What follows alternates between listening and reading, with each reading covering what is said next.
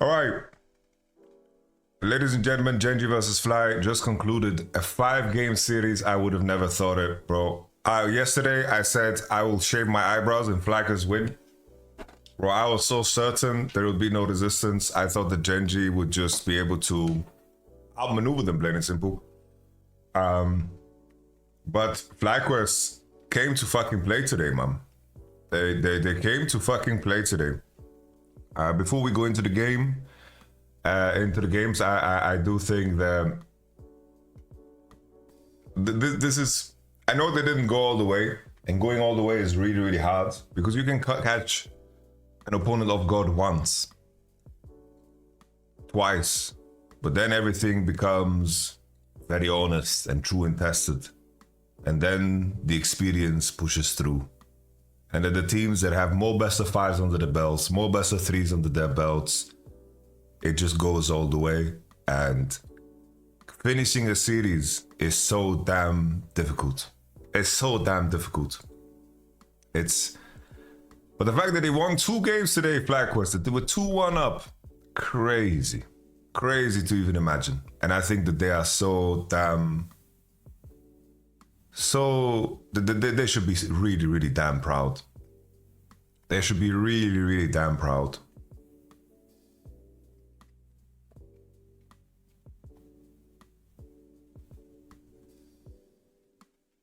I think that if you look at FLYQUEST's whole year, with being second place and making roster changes, that is so based. With the addition of Mithy and Quad, this team got completely revamped. To go all the way up to win the LCS and then to be the best performing Western team, plain and simple. I think that's fair to say now. They did it against GENG too, bro. Like if all of the other teams carried a lot of question marks, GENG never did, bro. GENG never did. GENG was the team that we all looked at as, these are the guys that are gonna smoke whatever team that is worse than them. You need to be on an even playing field. The fact that they did it against GENG is astonishing. They mentioned that the last time LCS beat LCK in best of 5 was 20... When was it? Like 2018 was then, right? 2018. Like C9 beating Africa was cool, but it's really whatever in comparison to this, bro. Like they did this shit against GENG, bro. They did this against GENG. And sure, GENG played bad at moments in time, for sure. They took fights that they maybe shouldn't take. But to be ready to punish, to be ready to push, to be ready to squeeze, to be ready is insane. I think with what we saw so far from Bilibili, Ben beating How Life and so forth in terms of their form, I think it was a consensus that GENG, like especially before quarterfinals started, consensus is that GENG looks like the big favorite to win it all, bro. Wow. GENG got pushed to 5 games. I don't want to talk too much about T1, but T1 is very happy that this happened. They have so much footage to look at, man. So much footage to look at. But it goes both ways too, right? GENG know where they are weak, and they know where they are strong now. So let's begin with game number 1. GENG start on blue side. They are side selection because it's 3-0. Ivan, Renekton, Orianna ban. So in my prep, I didn't like the Orianna ban. I thought Ashe ban was the way. I think Ashe opens for so many supports. And I think it is the connector to all of the supers that Lucio wants to play, especially on red side. I think the Ashe gives free engage, good lane matchup, and gives you everything that you want in the current meta. If you have angles to play Ziggs into Ashe, I think it's okay, but AD mids are rather weak, especially when Yone is out. Right? I didn't like the Orianna ban. FLYQUEST ban Ezreal to make the Ashe stronger. They pick the Skarner, first pick with natural. They go Ashe Seraphine. So Ash Seraphine is a combo that you can lane. I think that this is a solid combo. You can pick things into it for sure and have a good time, right? You can, for example, pick Kalista and then maybe Blitzcrank blind, or you go Kalista and you go range support. You don't want to go Renata because Ash Seraphine are very good into Renata. So that is the one blocker. The enemy picks Rumble, which what we saw, right? It's like Genji with 2 weeks off prep. I think that Genji not playing for 2 weeks and not being in the loop on the Galio situation is a telltale sign, of, being, not completely in shape. Because the Galio into Rumble, we saw that have a lot of success, and this is something that the moment that game played from BB into Weibo, that Whippo was playing in Champions Queue. So I think this is very, very good prep work, especially because Keen is such a strong Rumble, right? So when it comes to Genji potential blind picks, Rumble and Silas, Galio is a good answer into both. So Rumble and Ahri was locked in, and the moment Ahri is locked in, FlyQuest have the option of sending Seraphine into it. In a world where this was, for example, Silas' blind pick, then Seraphine would have to go bot no matter what, and then it would change. I think that they didn't protect themselves against Seraphine mid, because I think playing Seraphine mid against Silas is complete troll, right? So Galio gets locked in. Galio gets locked in into Rumble. Relakan the bans on support, and here, very crazy, I was very surprised to see Genji pick Jinx. I think that Jinx is a terrible champ.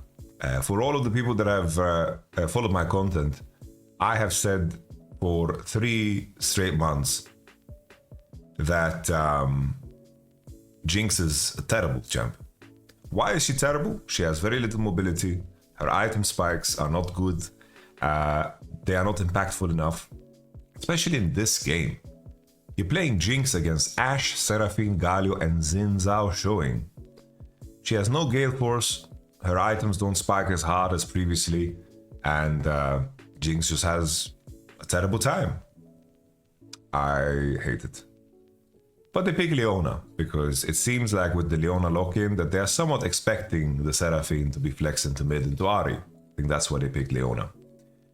And then they go Alistar. So they have Alistar Ashe, Seraphine mid against Ahri. I thought, wow, FlyQuest have a good draft, but I didn't think that it would be good enough to beat Genji, because Genji is still playing plenty of comfort. But FlyQuest did a wonderful fucking job out of the lane swap. I want to highlight how bad Canyon actually played in game 1. Let me show you guys. So Canyon here did his own wolves, right? He did his own wolves, inspired to Blue and Gromp. After Blue and Gromp, he crossed and Rumble walked away, and after this crossing, here, Keen should know that Xin Zhao will never dive him top. And Alistar was spotted crossing into bottom side. So here, Keen should walk top and already leech XP, because Xin Zhao needs to cross and take camps for level 3. We continue. Ellis is, I don't care what Ellis is doing, please. I never tell me ever again what Ellis is doing, please. I don't want to hear it. I'm having my own stream. I hate when people come here with information from other streams, bro, like parrots. I fucking hate it. Oh, Kato has this many views. Oh, this is happening. Bro, stop. Stop. If it's my homies, okay. I don't want to hear it. Alright. So Galio TP's bot to match with Alistar. The enemy can't dive. Keen is very late into top side. I think Keen should have hovered around here because he's just wasting time. He's just oinking when he knew Xin Zhao needs to go into his camps. And the thing is, Skarner loses all info too. Skarner here did wolves, chickens, and golems and did not get level 3. So here you see Canyon walking back and forth, wasting time. He's not invading the camps with his Leona. Leona's basing for top side and Keen is late into top. So already Whippo is ahead, Xin Zhao is ahead because Skarner can't invade, and Skarner is stuck at 15 CS. He didn't get the small wolves, you remember? And that denied him level 3, which is really, really crucial. He goes topside into Crab, Xin Zhao is continuing his clear, and he has full topside camps to take too. Skarner's looking for golems, he's looking for something, but it's all taken because Inspired did a brilliant clear. He took Wolves, crossed into top side, and anything Canyon is doing there becomes a gamble. Now he's looking for red, he's looking for golems, and he's fucked. 19 CS against the CS of course, Xin Zhao here. That is 36.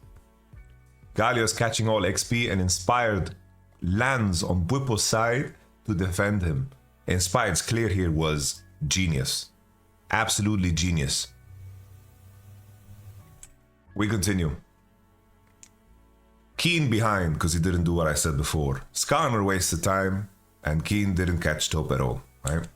So now we have Bwipo level 5 against Keen's level 3.5. You have Xin Zhao level 5 against Canyon's almost 4, which is massive. Massive, massive, massive. GENG step inside here, but Quad is level 6, so they push him off, and Alistar is here. GENG just want to make sure that the enemy is spotted. Even support XP. Look at the gap between Busio and Lehen's XP. This is Lehen's level 3, Busio level 4. The lead here is quite significant for FLYQUEST already. GENG played the swap quite poorly. Very, very bad.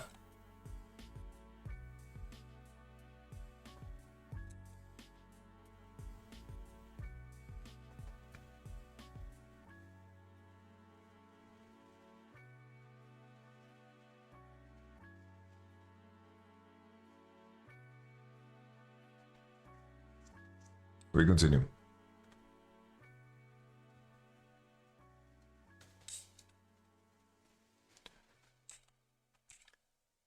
I don't get why you would discard his opinions when these drafts are something he's been advocating for years. But the thing is, it's like, my issue with this is that people are actively trying. There's definitely cases where people are too timid in what they play and they don't understand why they play it. And we all agree that the game is not figured out. But to act as if this is new is silly. This is something that has been a thing for a very, very long time. And I think what I don't like about this discourse is that two things. When people do creative things and it loses, then they are just stupid. When it wins is the only thing that made them win. And then finally, what I don't like about this discourse is that they assume that Eastern teams don't fucking innovate either. That is the strangest thing for this. Because if you look at past Worlds winners, they are the biggest fucking innovators. Biggest fucking innovators too. Like, to figure out the next step in the meta and figuring out how champions fit and when they work is a really, really big fucking effort, man. And people are talking as if Korea and China don't have any creativity at all. They're just dull playing the same champ over and over again. They start out series that way, but look how the series ended, right? Everyone just copies LPL and LCK. Well, sometimes people just reach similar conclusions. Because I think assuming that people are playing champs a lot because they are fun, like people are playing champs that they think are strong. And sometimes teams reach the same conclusions too.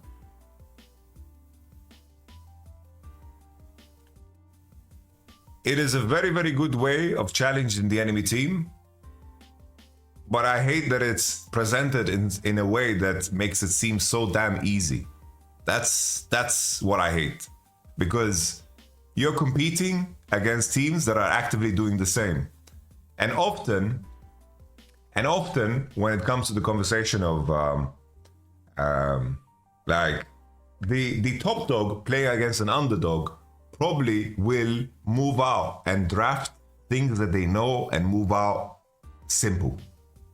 Skarner, like this, besides the Jinx, GENG is drafting very, very simple, right? It was the same thing with How Alive. They're drafting things that they know, they're locking it in. It's a difficult thing to find the next layer of adaptations. Very difficult.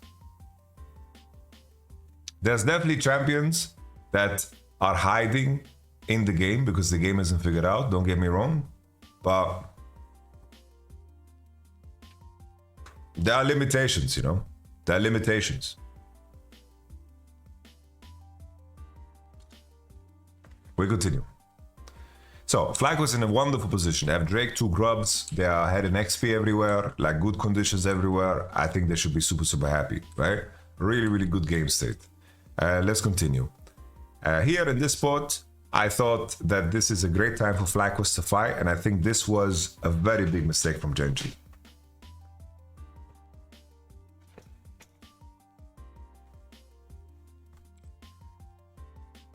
Here, this Rumble ult, I am so surprised that GENG don't fucking full send it. Jizuki spotted it here, and I thought the issue is that Chovy is going and he gets flash comboed by Alistar, but the fact that Lehens is not ulting, the fact that Canyon is not going on this Rumble ult, they are so afraid of this TP. So afraid of this TP, and it is crazy. Chovy sends it, right? And Alistar does a good flash combo, you know? But the fact that Lehens and everybody don't fucking fight here with Skarner E and they flash in, I think they can win the game here. Off of that Rumble ult, this Rumble ult is nuts. This Rumble ult is crazy. So in the end, Chovy is the one that looks bad, right, with the flash combo, and Chovy doesn't react to it. It's hard to do. Chovy gets CC'd, his team doesn't go, they all get zoned by Galio, and Paze and Canyon are playing 3 screens away. GENG started really stiff, bro.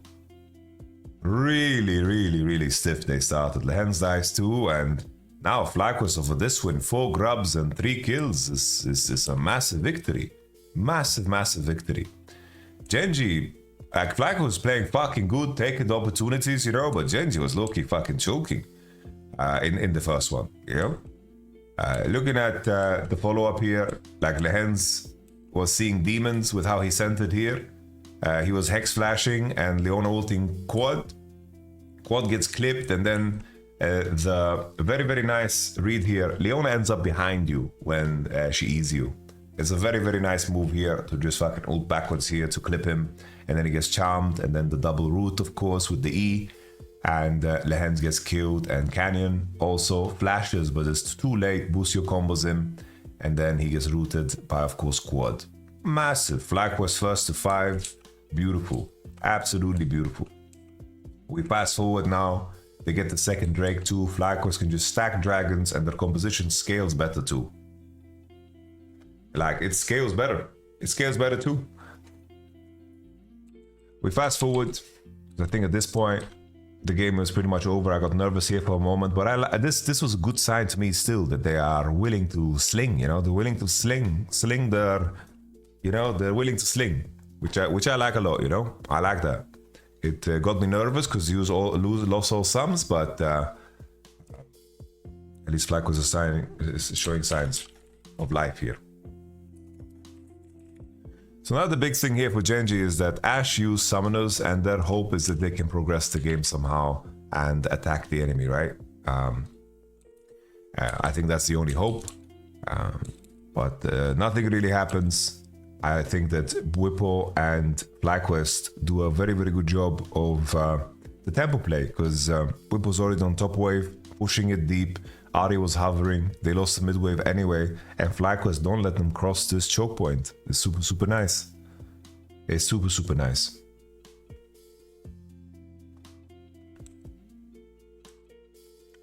In the end here, they find an engage on Leona. Leona has no flash, that's why they send it. I got nervous here because Inspire doesn't press R.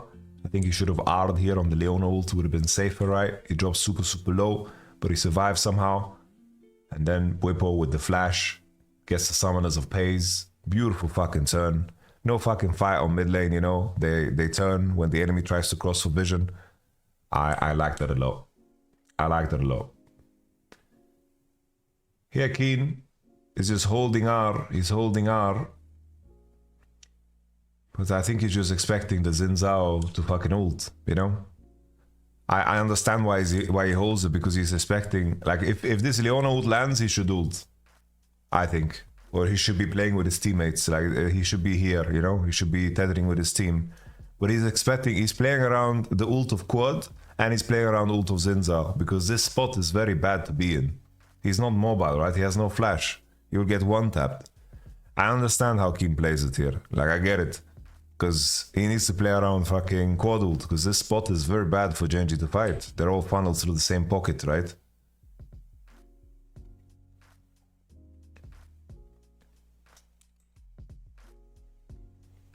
Because Inspired has pockets to ult him because he has mercs. That's the main thing, you know? He can ult. Inspired was just greedy as fuck and it paid off. Alright.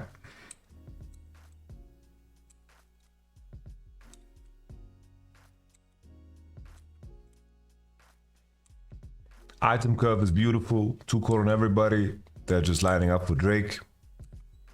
And now Genji is on the mid wave. But Whippo, look at this Whippo flank, bro. He sees this play. They are funneling them into him. This is very nice from Whippo. Everyone sends it on pace and he fucking survives somehow. Can't fucking believe he survives. Canyon drags him. But he got all the sums. And of course Canyon dies with the smiter. I think the main thing here is that Genji do a good job of stalling FlyQuest without committing, because of course they just want to buy time for the Drake. I think that you could argue that FlyQuest could just base reset and play, of course, for the Dragon. I think that there's a very good good argument for it.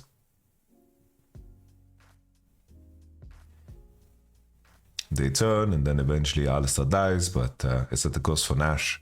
But Genji achieved exactly what they wanted to achieve and just buy time because they're in a losing spot here.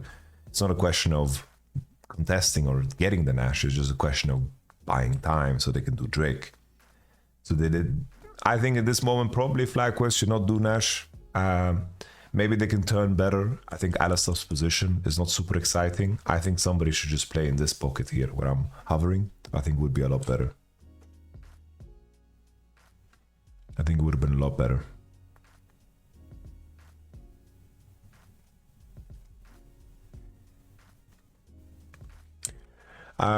What do you think about some teams, even when they aren't good at playing the so-called meta comps, some still choose them just for the sake of meta? I think people have lost what the meaning of meta is. Like it's the perceived strongest strategy, right? And the reason that conclusion has been reached is because there is a sense of a consensus. But it doesn't mean that the consensus is right. It's just that to go against that grain requires you to understand the meta, right? In order to beat the meta, you need to understand it very thoroughly. For example, when Jizuke picked Echo, it's because Syndra is in meta, and the champions around Echo were also good because we played AD junglers, and then we could play Echo because we had a player that had very good experience with Echo, and we became outliers like that. To break the meta, you need to understand the meta, but the meta is being played for a reason.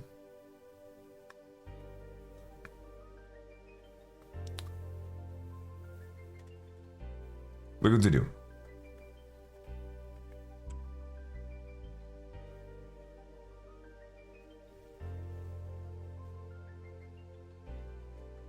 So in the end, they get Mountain Drake. I mentioned where I want Alistar to stand. But FlyQuest get the tier 2. The arrow doesn't land.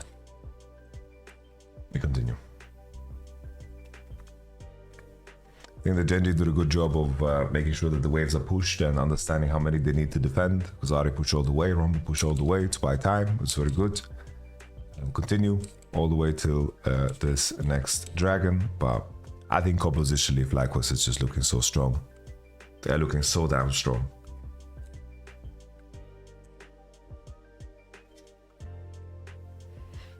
I think the way Whippo played these fights too is giga-based. I think Whippo is so damn important for this team because of how well he engages fights and like spaces.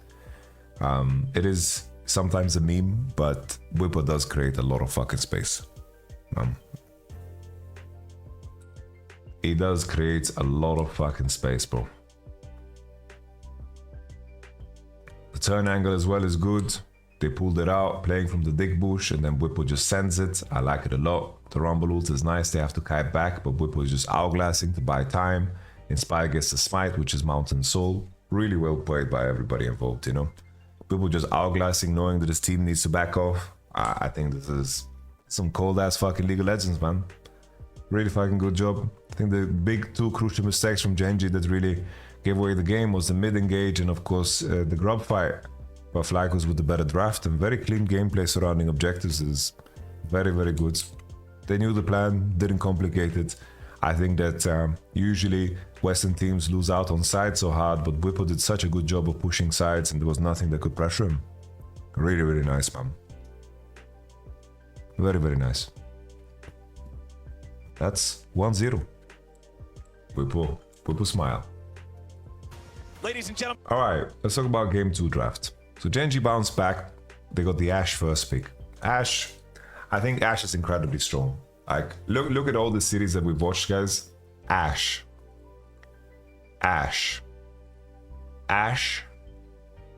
Ezreal. No AD pick from LNG. They could have picked Ashe. Instead, they ended up on Jhin. How Alive versus Billy. Ashe ban, okay. Ashe ban. Ashe 1, 2, 3. Billy starts ramping up. Billy, Kai's on 3 with Ashe ban and Kalista out. And there you have it, right? Let's take a look at this series. Top Esports. I thought they should first pick Ashe. They didn't. Top Esports. Go for Ezreal. Finally, Kaiser inviting Xayah. I think if they pick Ashe, everything is better. I think Ashe is so strong. Ashe is so strong. We've gone full circle. Ashe can just pair with any support. Good engage. Ashe is super strong. Good itemization. Good like... Good impact in the game regardless of the state of it, you know? She can always be impactful regardless of the game state, and this is super important. She can be paired with many supports, and she can be paired with many junglers and mid laners too. So, game number 2. Ashe first pick, enemy goes Orianna, Ezreal. Nidalee Jax is the follow-up. I think the Jax blind is very good against Whippo. I think it's very good against Whippo because Whippo is not orthodox as a player. He's very unique as a player, and he doesn't play, like for example, Rumble, the thing that people are afraid of. He hates to play Gnar. He prefers to play the Renekton and Urgot, which makes him unique. But these are things that GENG can say, oh, if we pick Jax, they're going to play Renekton and we're going to be comfortable with it, right? So Rakan gets picked on 3. I think Rakan should definitely be highlighted as a very, very strong support pick. Right now, it's all about mobility and being able to put vision on your own. I think that the T1 series was a big highlight of that, where Bard, Rakan, and then finally Pyke were just dominating the vision of the map by being first to areas and being safe enough to face check a lot of spaces and putting down vision. I think it's super, super important. So, in this game 5, Renekton gets locked in. I think it's a fine lock-in. Enemies they have Jax, Nautilus, Kassadin. I think Renekton is fine. They don't need to pick Sion. Sion is really useless here. There's no reason to pick Sion. Okay. So we follow up. Nidalee, of course, Canyon special. Canyon, the main thing he wants when he picks Nidalee is a pushing bot. With Ashe, that's already secured, right? So Nunu gets locked in. Fine, I don't mind it. It's okay. Nautilus, Kassadin. Kassadin, you pick it against double AP, which is fine, but I still think Kassadin in a game like this should suffer. I think it's very difficult. But I think that somewhere along the line, GENG were like, yo, if we scale better, the games will be easier. Because we lane better, and the enemy is not punishing us enough for us to reach the point where we're going to be able to scale well, right? I think this was like the most important aspect of the series that they realized, both in this game and also in game 5, right? It's like when we saw the lane matchup Smolder against Yone, Chovy was fucking farming it, you know? But if we look at, for example, the second game the FLYQUEST won, here the scaling is not on the side of GENG, and they felt pressure to act, and they were making forced errors. And I think that when you are the underdog, this is something that when you're the top dog, making sure that you scale better is really, really something that goes a long way. It's something that Upsell highlighted in the series, which is a very, very good point. Okay, So we take a look at game 2. This game was finished rather fast, if I'm going to be honest. He's barely. I think the fact that Whippo lost so much HP on bot was quite horrible. Sitting pretty comfortable on the top side of the map. Here, Whippo eventually is going to trade and lose all the HP. I don't understand. Quad is going phase rush instead of Airy. I think that's really, really bad. I think they should go Airy to pressure Chovy. Like, imagine how much lower HP he would have if he didn't have the phase rush. I think the phase rush is pointless. Another thing that Jizuki pointed out when we were watching it is that Busio shared XP with Quad because it's a lane swap situation, but Quad being behind on XP is really bad for the matchup, is something that Jizuki highlighted. We continue. Here, Whippo loses all HP, which triggers something in Diddley's mind. It's like, yo, I can dive this. I think that's the issue here. I think Whippo just losing all of this HP is a crucial mistake, which opens up for Nidalee to dive this.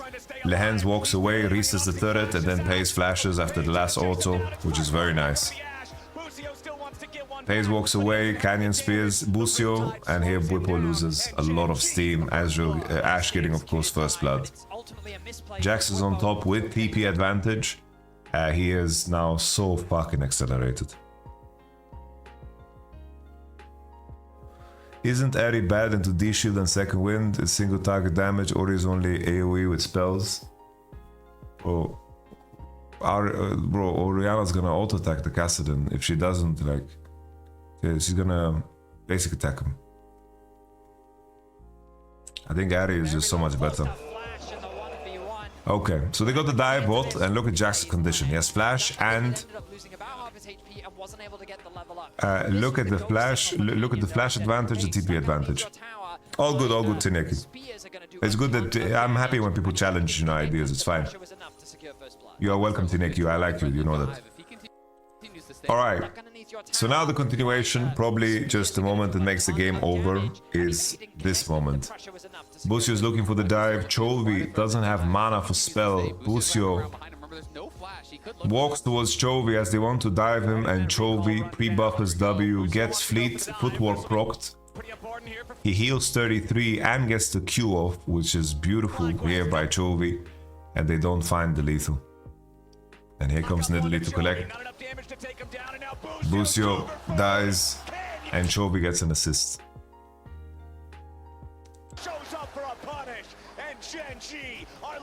And this, honestly, as silly as it might sound, Nidalee getting a kill here, and Kassadin getting this space. Tier, Null Magic Mantle, refillable. It's mean, dude. It's mean. There is no lost chapter for Oriana on 39 CS. The space is quite awkward. This is already such a game changer, guys. Such a game changer. So Jax is super far ahead, Kassadin is super far ahead, Nidalee is super far ahead. And this game, of course, GENG just took over completely. I think what everything stems from, right, is they are willing to pick Kassadin because Ashe and Nautilus have full prior bot. That's what it comes down to. If they can push and they can save Kassadin when he's in bad spots, that's the only thing that matters. Here, they send it full on Chovy. He ults out. He gets CC though, and Inspire goes in for the E. The Oriana ult, he chomps him, and then, of course, the Nunu ult gets cancelled by Chovy Q. The fleet footwork procs for 45 health, and Inspired steps back in to do a little swing with Willamp. But that little auto attack is what separates him from life to then death. And the fact that Busio fucked up the dive together with Quad, he came out with a Null Magic Mantle. Obviously everything plays out different, right? Maybe Chovy plays different and so forth, but the fact that he has a Null Magic Mantle base, bro, he tanks so much more damage here. And I want to reference back to the fact that Quad having Airy, I think, would make a big difference in a matchup like this. And then he lives. And then they level up too. And it's a disaster, mate. Keen jumping away from the ganks. I think considering all the action that is in the game, trying to remember if there's anything else to highlight. Keen just definitely did his Nuno studying. He wasn't getting hit by any of the W's, but Renekton definitely needed saving because how far ahead the Jax was because of the things that we explained before. This was kind of mental. Canyon just couldn't find a clean spear onto Whipple because of the mini wave, and Keen just sends it, but Canyon has no clean spear. He has to like fucking flash Q him or something, and Whipple gets away with it, and the Leandre is still ticking on Whipple, so Canyon gets a third aggro, he can't reset it. We continue.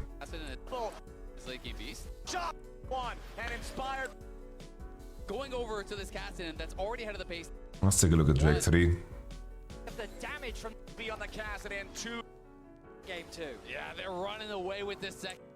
We take another. Then the flash comes back, but Oh yes. Mid lane where Inspired went too far and learned the hard way. exactly. A bit crazy. On the spear, but tries to pull back, has taken so much damage. This was a bit crazy. He goes in, the flash comes back, but it's Whippo arriving. He's not able to arrive from that top lane. It's Keen coming in with the TP. It wasn't able to be stopped. He arrives. There's no chance of the fight after that.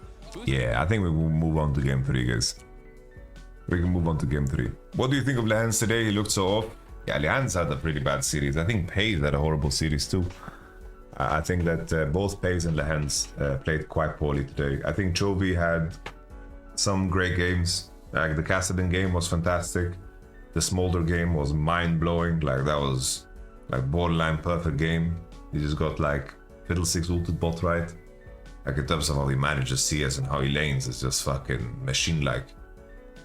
But I think that Paze and Lehans really had a rough one today. Really had a rough one.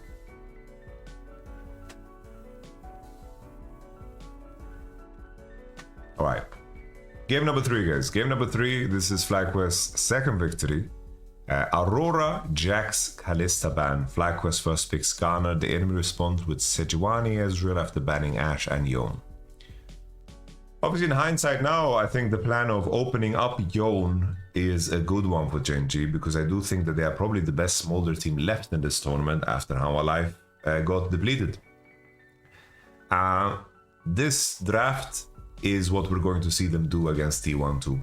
I think they will open Yone, and then every team will have to pick Yone because you're not giving Chovy Yone. And then they can set up trades. And then the question is, will then Blue Side just prepare the Yone by banning Smolder to invite another ban? Could be the case. But I think that Jax is also a crucial ban to make Yone stronger. Also a crucial ban. But okay, let's focus on game 3. Skarner first pick, Sejuani Ezreal. I don't like the Ezreal here on 2 because it invites the Kai'Sa. It's a very clean Kai'Sa. But maybe with Ashe, Kalista out, you can even blind pick Kai'Sa. I think that's something worth to consider. I think GENG maybe should have picked Kai'Sa on 2. I don't know what the punish is exactly. Like maybe you're gonna lane against something like Misfortune or Jhin and suffer. But then the enemy is playing like a weaker quality champ, and maybe that's enough and you just play for the lane swap. But Ezreal invites Kai'Sa and they pick Rakan again. We already talked about how good Rakan is. And then Sylas gets locked in. Sylas gets locked in. I think that Skarner showing and Kai'Sa showing, I think both champions are good against Sylas. Rakan ult, I think is like A tier, B tier maybe. Picking Sylas here is just for the synergy with Sejuani. And, the main question is like, what would you have picked that is different, Yamato? That is where I feel a bit of a challenge. If anything, GENG should consider picking Renekton on 3 and then maybe matching support and then just picking Chovy 5 and let him cook something. I'm certain that his circumstance would be a lot better then. They could still ban the Orianna and then force the enemy to blind and then let Chovy cook something up. Maybe he would pick something like Yasuo. Maybe he would pick, something else like Tristana. He could cook here, right? I think it would be just a lot better in the end because I think blind picking looks awkward in spots like these. But they picked Sylas for the Sejuani synergy. I think that you pick support or Renekton there and it's okay. Renekton is perfectly fine in my opinion with everything that is showing. And then the Braum was locked in. I didn't like it too much because Braum is picked against Rakan. Braum is picked against Rakan, which is very silly to me. But they're picking Braum because the enemy has like Urgot and Zeri, which I understand.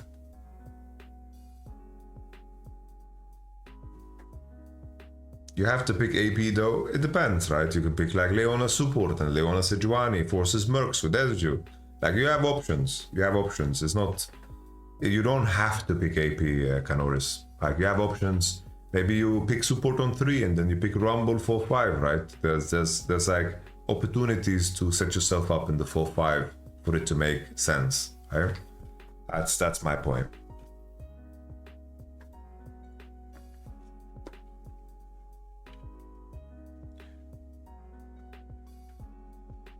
So, I like FLYQUEST draft. I think they scaled better, and I think GENG had moments where they would win. I think that the biggest mistakes from FLYQUEST were just the Western TPs, we called them. First and foremost, we had a Western TP here from Whip that kind of made the game so hard. I don't understand what happened. I think even looking for this dive in the first place is completely crazy. So Urgot is now proxying a wave, and that's why he can TP, and he was willing to TP because he's proxying. If you can see the lobster here, look how deep he is. 13 CS, Urgot has missed 6 and he's proxying a wave. Here, if GENG just walk away, which they definitely could, I think that Whip was in big trouble. Whip has no flash. Whip has no flash. They use Lehen's heal and Canyon flash. You trade Whipple's condition for jungle condition. Skarner started bottom side, did his wolves, and crossed into Sejuani's top side. Sejuani did both side camps into, of course, dive. Just double checking what Sejuani did. He took the chickens. He took the chickens to punish a wolf start. Okay, interesting. Spire went for Golem's Red and took it easy. Alright. And then Sejuani rushed straight bot, and Inspire was like, okay, you are bot side, I'm going to go collect 2 camps. And Skarner clears very fucking fast.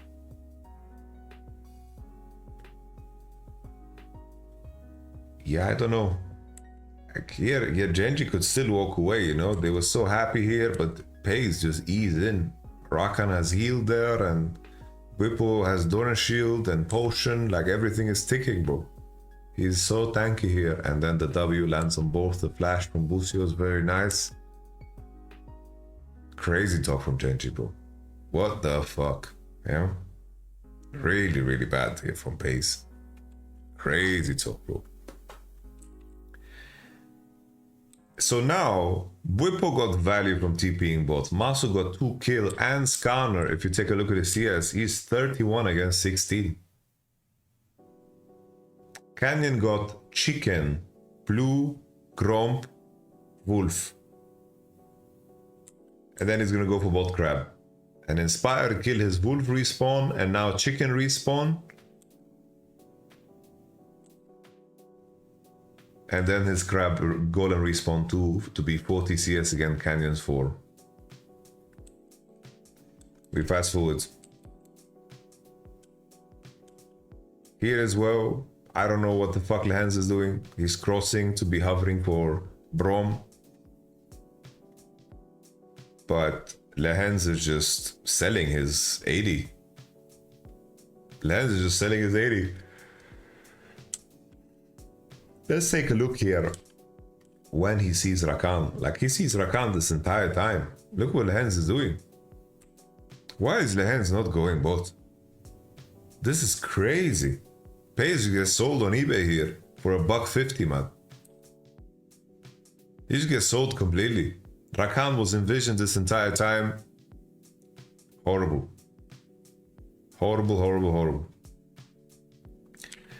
Let me see here, Pays. How does he use his E? Because I want to see how he uses his E. Let's see how he uses his E. He's airborne. He got hit by Rakan W.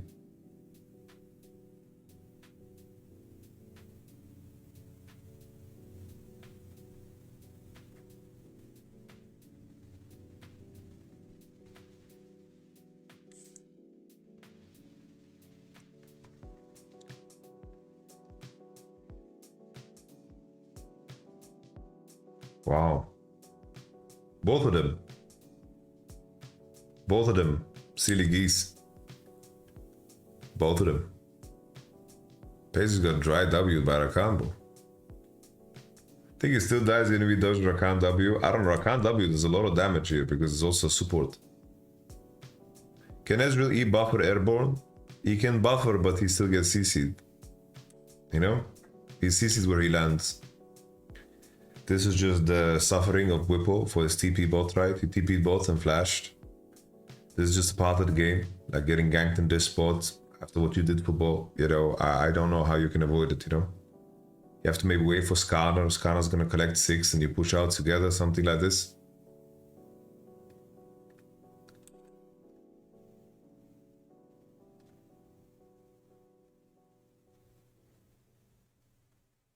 The Zeri pick was very interesting, right? It's just an 80 champ against Silas, which is fine. I don't think it was like some insane crazy curveball, but Quad did really pop off later. It's just adding to the layer of scaling that FlyQuest like to have in this series, you know? Because scaling was really, really king in this series. The compositions that scale better were winning in this series. I think the GENG did a good job in the mid game to stall out and to push waves. Did a fantastic job of punishing FlyQuest when they TP'd. But first and foremost, FlyQuest, they did secure the bottom turret first. They did secure the Drake after giving up the Herald, which is later. Whip was just hitting bot turret and the lane assignment is okay. I think even with Tabi, Urgot can win.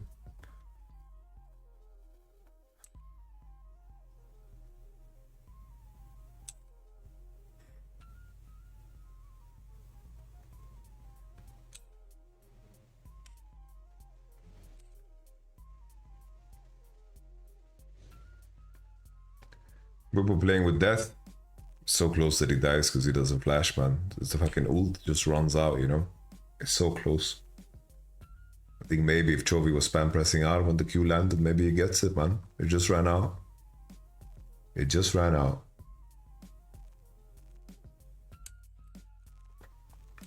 Okay.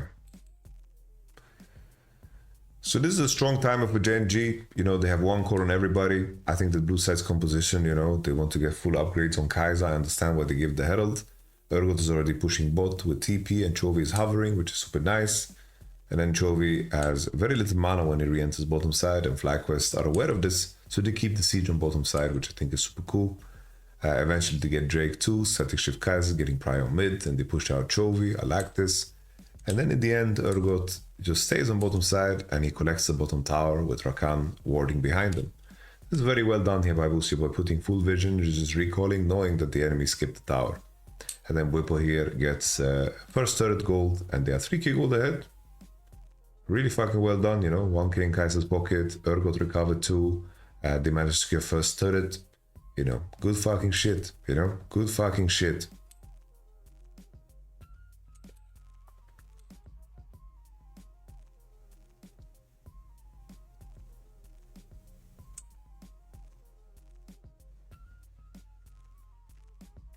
Is Kai'Sa into Ashe bad since you don't pick Kai'Sa in game 4?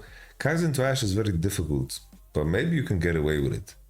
I wouldn't be surprised if people, like for example in this game when Ashe is banned, I think Kai'Sa should be blind pick, bro.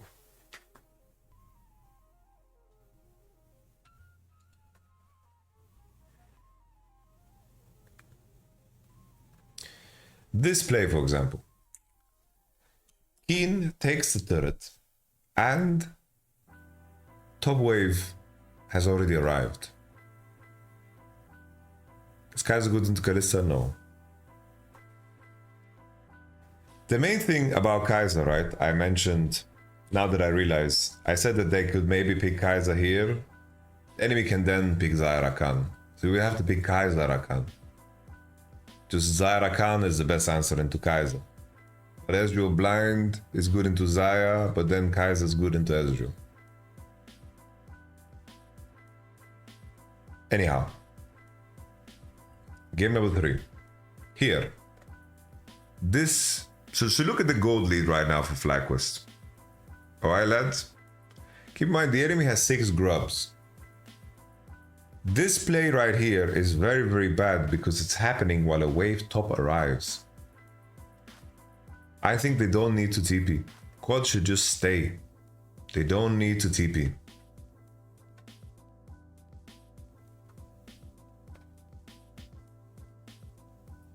In a meta where Kaiser a poke AP build is viable, is Zaira Khan less viable and answer there? I don't think so. I don't think so. So they TP here with Quad. He has Stride Breaker. Keen has Flash. Maybe he could even get away if he tried. But he goes and he kills the wave just to waste time. What happens on mid? They lose mid turret. What happens on top? They lose the wave and also top turret.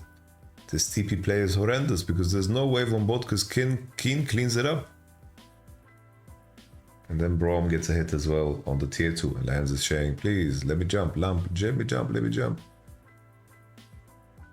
So gold just disappeared from their pockets. Top tower, mid tower, 12 CS. And now Urgot after pushing bot tries to TP on Chovy, but Chovy is out. In the end, they're trying really, really hard to get him. Trying to get his flash.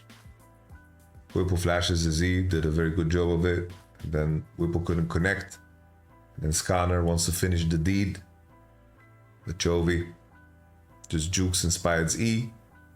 And then Inspired, pretty bad. Scanner R doesn't leech on to anybody, but I don't think it would matter. Just this sequence here was very ugly for FlyQuest. Very, very ugly. But okay.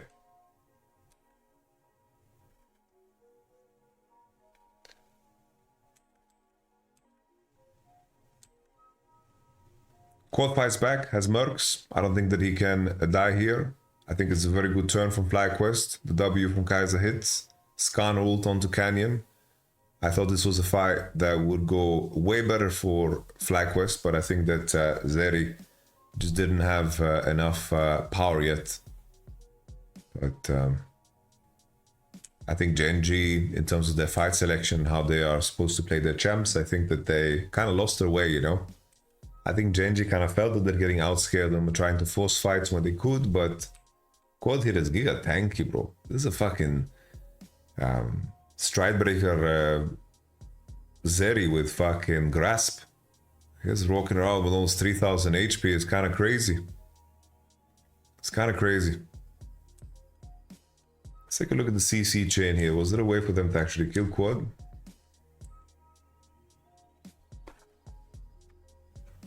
Because after the mid push, like, the play makes a lot of sense, man. It makes a lot of sense.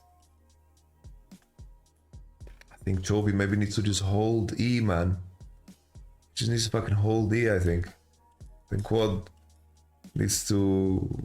Okay, if he holds E, maybe, or just E's better, maybe just burns his flash. I think if Chovy E's better, I think it's done. Like, the Zeri is melee, man. I do think that it's, like, looking at it, I do think it's a good play from GENG. They are first, and Kaiser's limping in, you know?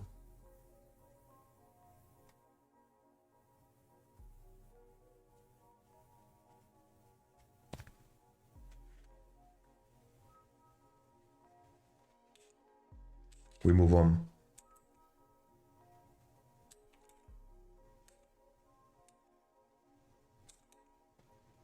My boy got solo boloed. I think even in this game, Keen did a good job, bro. Keen just played good all games today, man.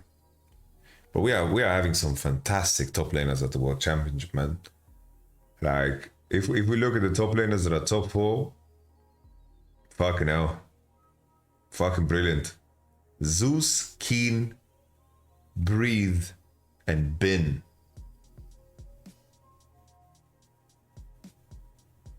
Mid laners too, yeah. Mid laners too, but Jahu kind of doesn't belong right now, bro. Adora Breathe has been fantastic. The criminals got out, guys. 369 and Doran, they got out quick, bro. They're on parole. They're on parole, bro.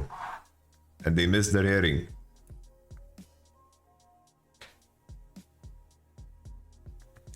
He had just empowered W to break the stack. I guess it wasn't even necessary, honestly. Wasn't even necessary.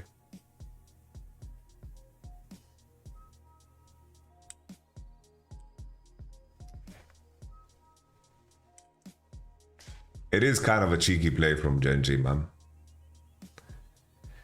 I think this gank is fucking good because you don't expect this timing. Because both Silas and Braum and Ezreal, they're all playing as if Sejuani's behind them. I think this is a very, very good one, man. This is a very good gank. I look at the map state. I think it's so understandable that Whipple thinks Sejuani is behind them, you know? I think this gank is just fucking... This gank is just fucking mean, dude. This gank is just fucking mean. The pocket he comes out of, bro. It's so hard to expect this. So difficult to expect this, man. Wow. It's a beautiful gank from Canyon. Really, really beautiful gank. Wow. This gank is insane. Quad TP'd Giga late though. Like if Quad TP's before, it's just too close to Silas, I guess. Maybe Whip was the one calling TP and Quad didn't want to do it or some shit like this.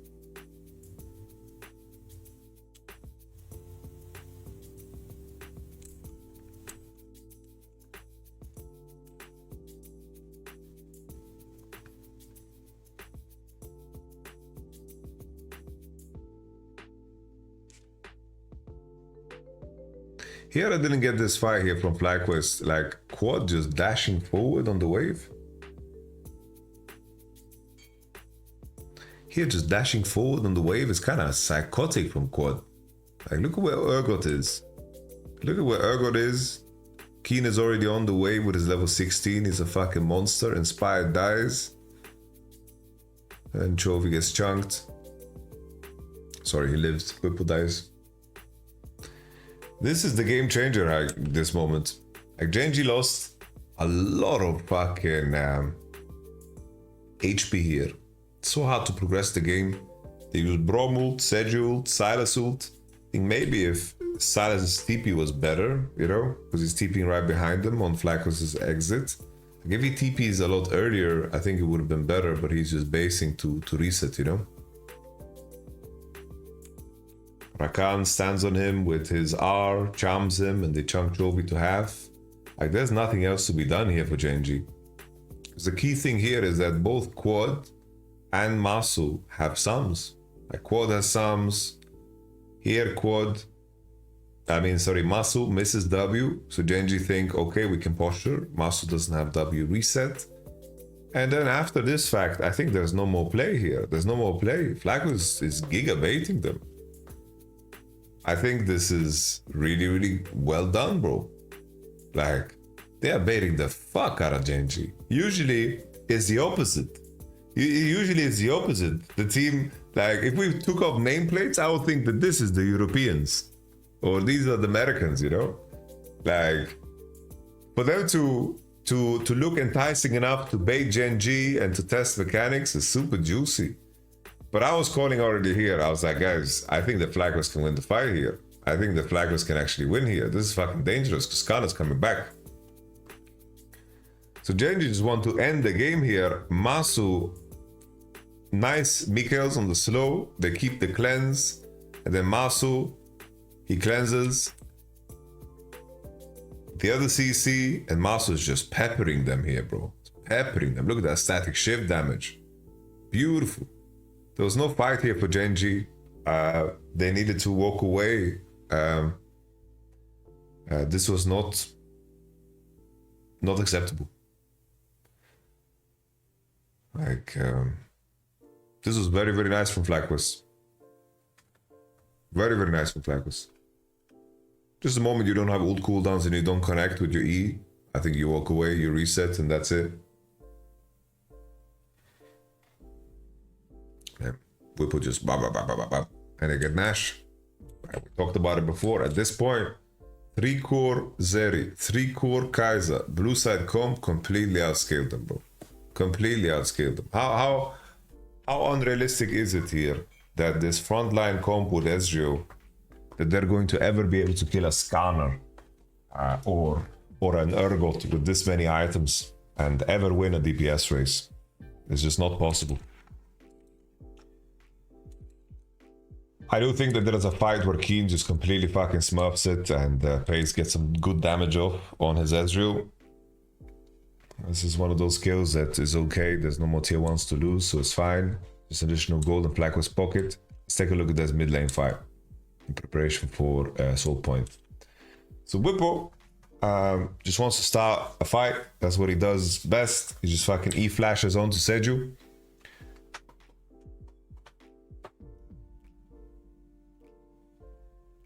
I really like the Chovy buffer here. Like, look at this move here. He does E, E, R, and then he E's. Like, as he has his chains in the air, he presses Scanner R, which makes him fly and grab people, which is it's fucking crazy, bro. Fucking beautiful. Inspired got stunned, and then he got suppressed. I don't know if he had a window here to press R. Maybe he could have had a window here to press R, I'm not so sure. But this is just beautiful. I don't know if Scanner can just fucking flash R, do something here when they're all piled up. Like, just fucking presses R somehow, you know? Like, I do think that it's something that could be done. Here, the crazy thing is that Masu just fucking gets completely clipped here, bro, by Ezreal ult, and then Keen just fucking dashes through, and what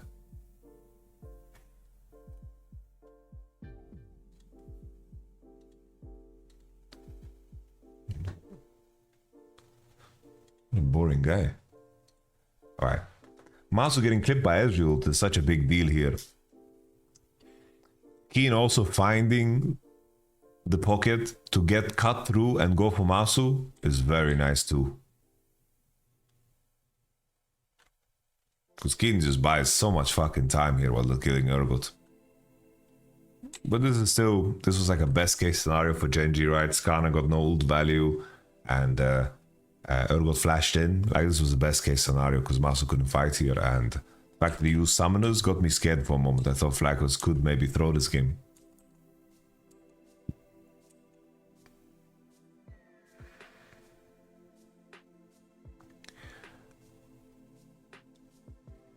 I really like this quiet play here from Keen. He's just waiting.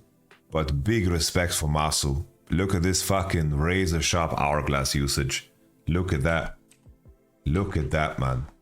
That's razor fucking sharp, dude. He doesn't have anywhere to R.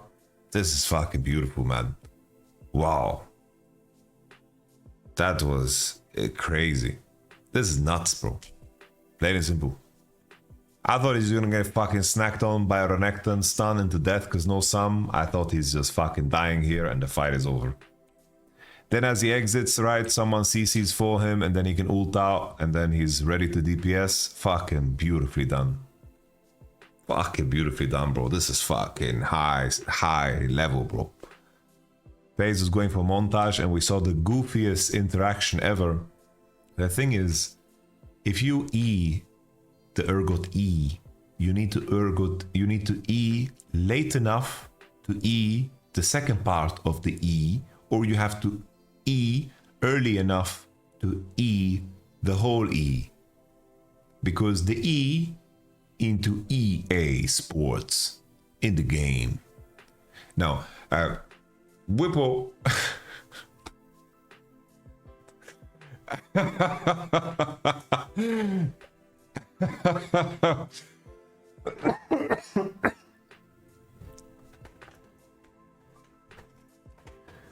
Okay, so he eat too early, but not early enough, because here he buffered the first part, but the second part throws him. That's why it looks so fucking funny, bro. Can you really buffer it late enough to get out of E second part? Yeah, you can. I'm pretty sure you can. I'm pretty sure I have. It's like JCE interaction. Not really. Because JCE interaction, they fixed it now. But like, let's say Kisante ult. Kisante ult always dragged you from the spot if the animation started. Because you could flash it. But now JCE roots you. The same way Lee Sin ult roots you. But Urgot CC is two CCs. You get pushed and flipped. There's two parts of the CC.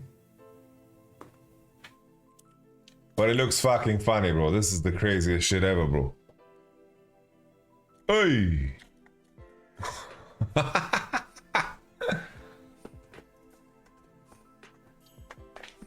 Thank you very much, Teaser. Appreciate that.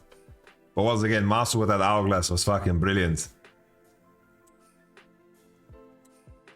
Fucking brilliant. And no, bro, there's just no way the Genji can win a fight, man. The champions are just completely outdated.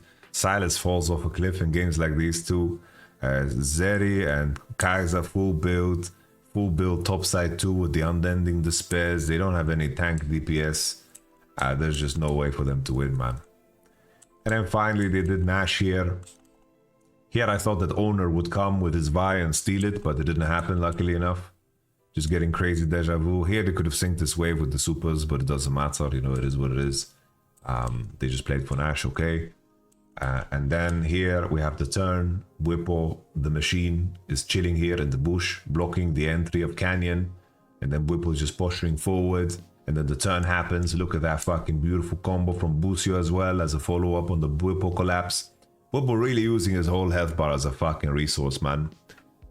I really, really like it. I really, really like it, man. Boom. Damn. Quadra kill for quad. Okay, let's go to game number 4, guys. Game number 4, FlyQuest continued down the Israel Oriana path.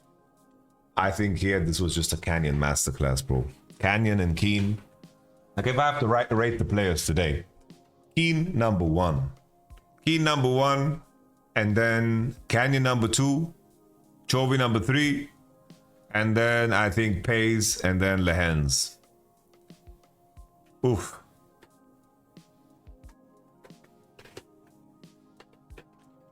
Chovy 4. What are you talking about? Chovy played way better than Pace today, bro. I think like Chovy had this game, he didn't play way. The Sana game, he didn't play good. But the other games, I think he played fucking good.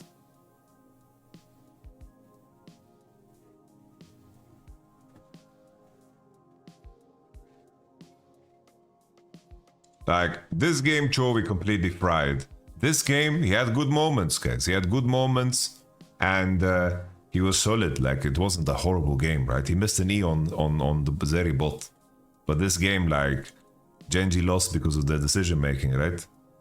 But Keen also fucking drilled this game. He fucking drilled, and Sejuani got some good fucking ganks in, right? And then we had, like, the last game, Chovy was fucking crazy this game. This was a crazy smaller game.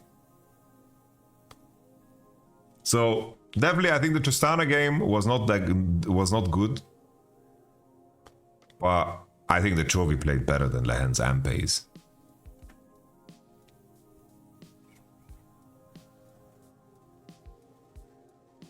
But this smaller game was nuts. It was insane. He put Quad in the toilet. He legit put him in the toilet. But okay. Game 1, honestly, they had that one fight and his team completely betrayed him. Like, his team completely fucking betrayed him. He can maybe flash Alistair combo, right? But his team completely sold him, bro. Completely sold him, in my opinion. Okay. So GENG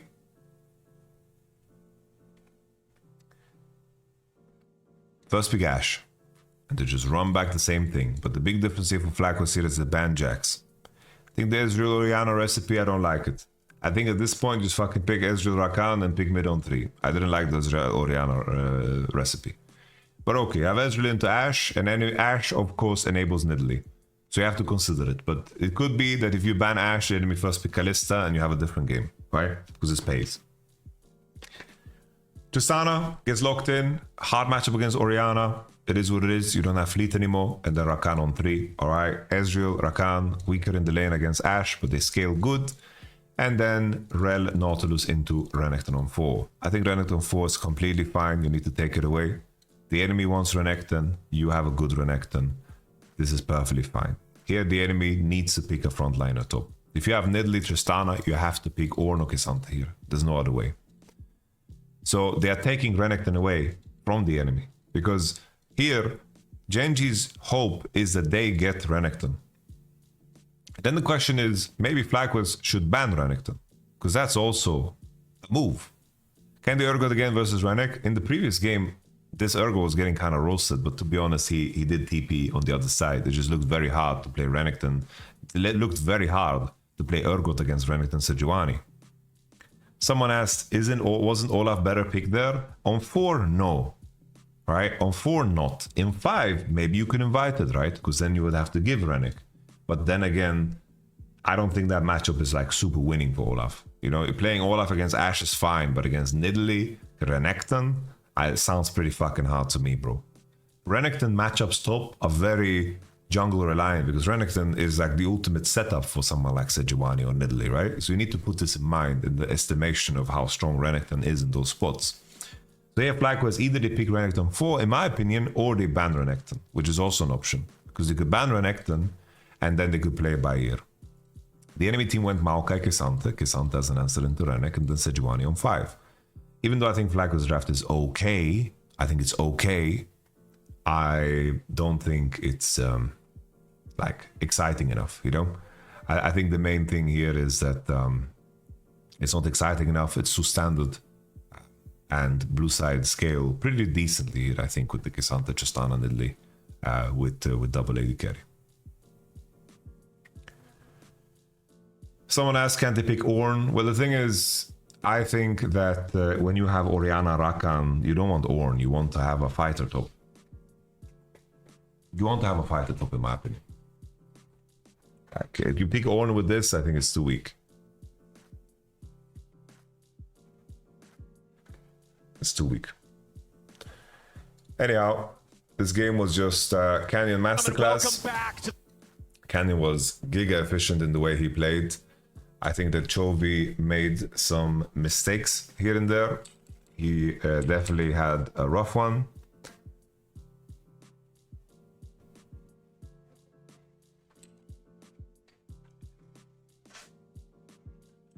Like the first initial start of the game, there was a lane swap. And Chovy already used flash level 1. He just W'd forward on the lane swap and Busio just burnt his flash. This is something that we saw at MSI too. You guys remember in the lane swap situation? Chovy lost flash on Yone against Camille E. Whipple loses all HP, but Rakan is collapsing to come and contest. And then in the end, they burn Paze's flash. They just W towards him on the level 2 spike.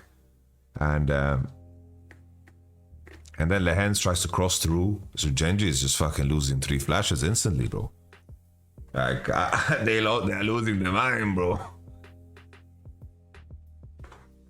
They were losing their mind, bro. 3 flashes gone from almost nothing. And then top lane, Renekton is freezing. And Paze has to base with no flash. on a wave that is pushing out? This is completely fucked. Bro, this game is completely fucked. Nidalee is just power farming, right? She's power farming. Okay, that's good for you, you know, good for Nidalee. But look at Ash's condition. K'Sante has to TP'd up to fix this wave that Ash was frozen on because she lost flash in the 2v1, right? And then she walks out on a wave that is slow pushing towards Ezreal with no flash, and Masu's level 4 against 2. Rakan goes into bottom side, and these two motherfuckers with no flash can't lane. Look at the CS of Ash. No flashes, they're on a wave that is slow pushing out with a level disadvantage. This is crazy. They send out E to find some safety of Sejuani. Keen fixes the top push and Inspire shows. And then these two can't even lane. Like, look how they are zoning them off XP, man. Super fucking nice. And then Paige is like, oh, I guess I'm fucked, guys. What should I do? I'm 16 CS to 30. Enemy Ezreal is almost level 5. I'm fucking farming max range with volley, missing volley, bro.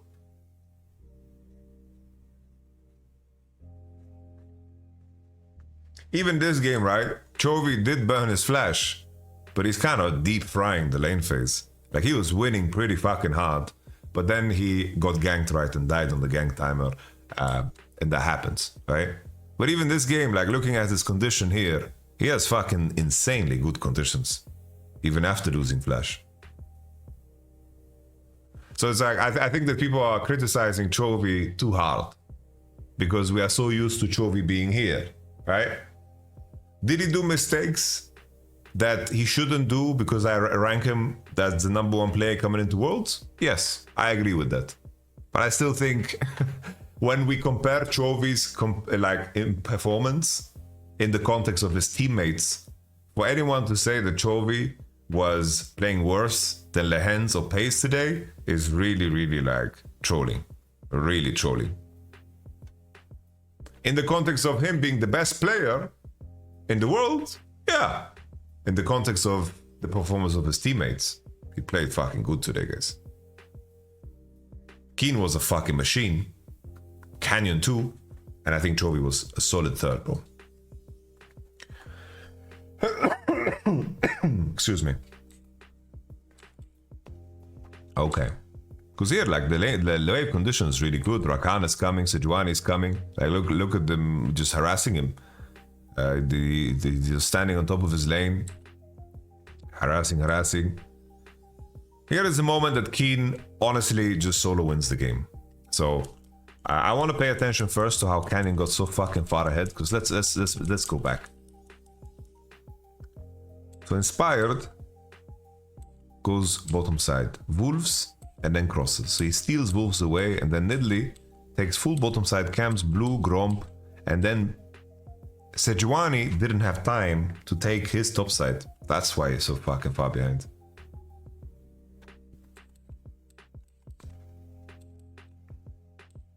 That's why he's so fucking far behind.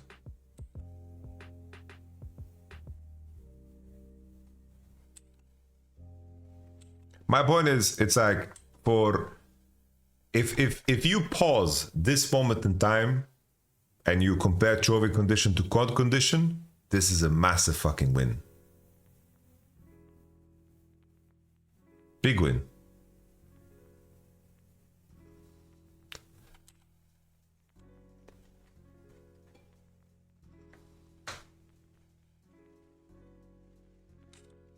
That's my whole point. This was crazy to me, bro.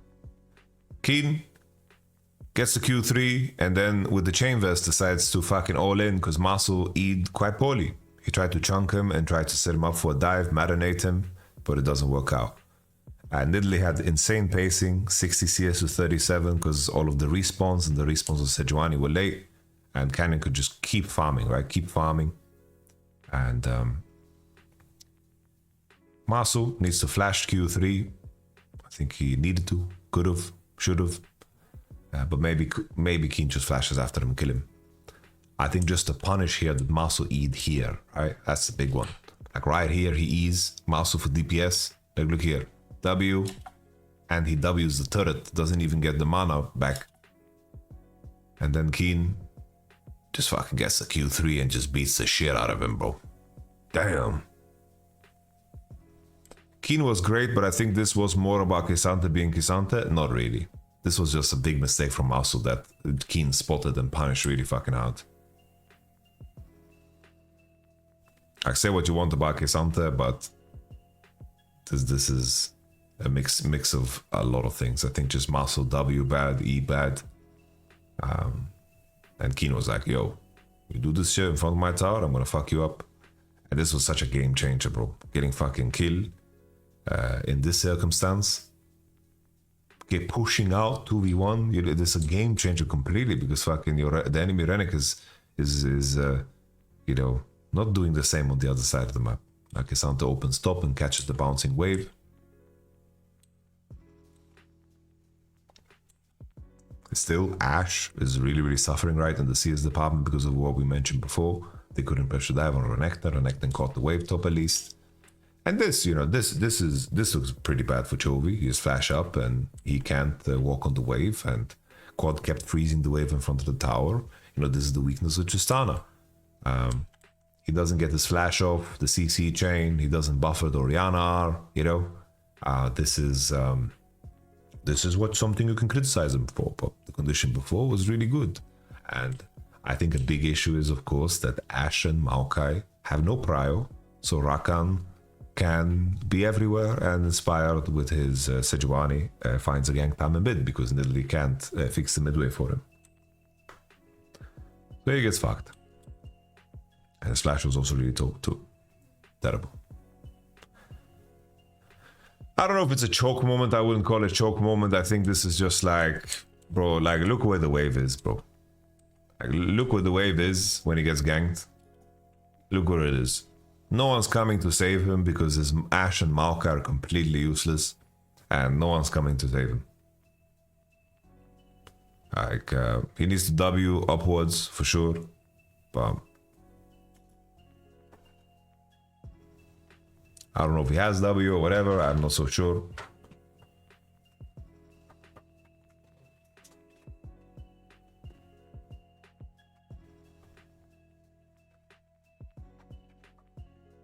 All right.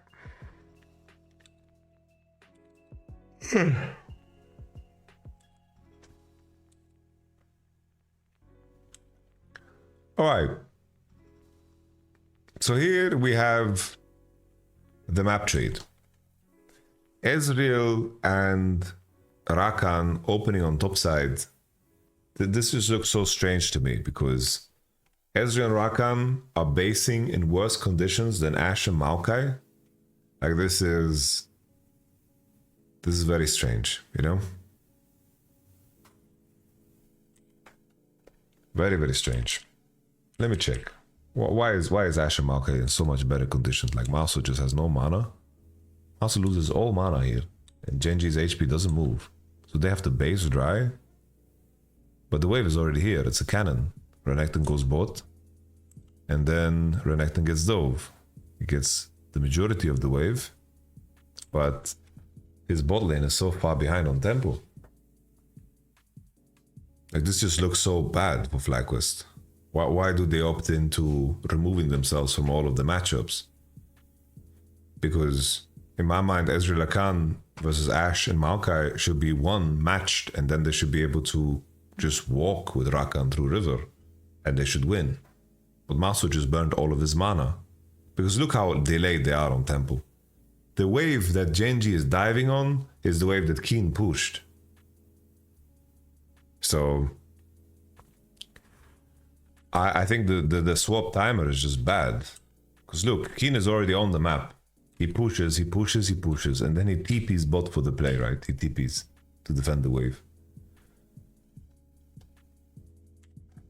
And this is what makes FaZe come back into the game completely. Because he gets a kill, and he gets platings.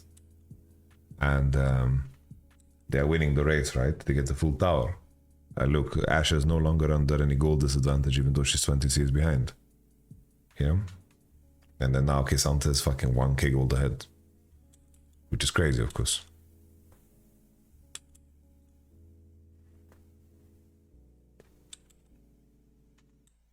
We continue. When did this game explode, guys? Nidalee level 11.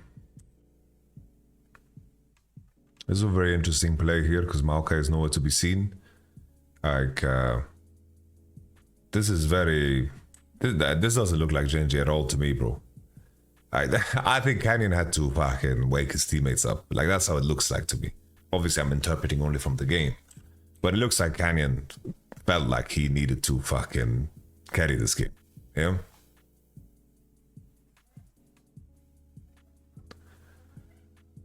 Alright. The fact that Nidalee gets out here is so massive. He tries to use his empowered recall of the Rift Herald one, right?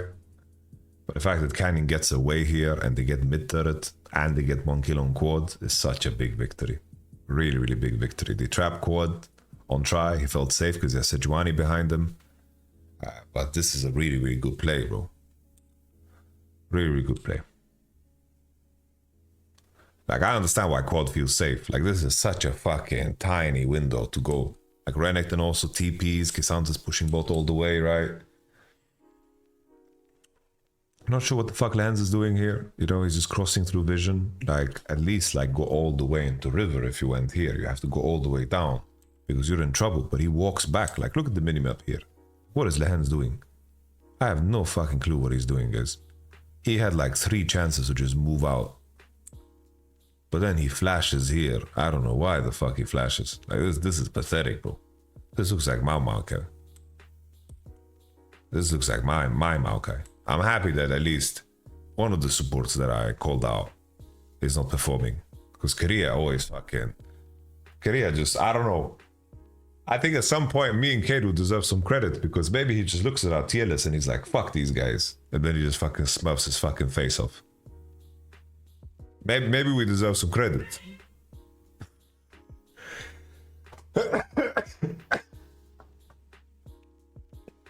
Do you think Morphy was a better pick this game? For who? For FlyQuest?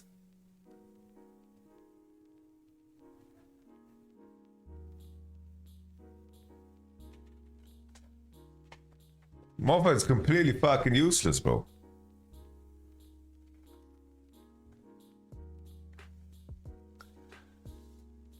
Rennek is not the problem, bro.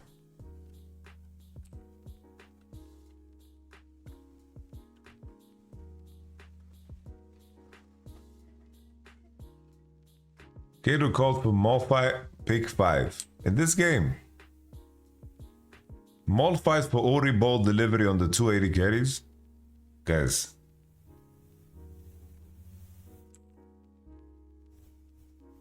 He called it for game 5?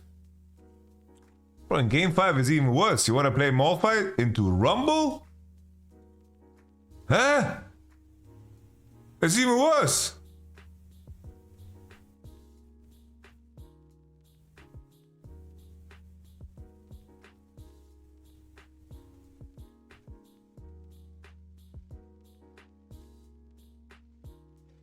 It was game 4.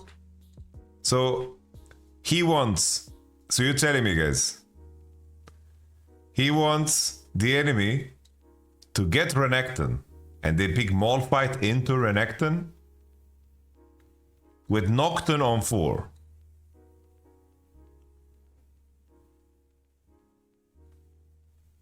I'm not a believer in that, bro. I think that Malphite is getting farmed, bro.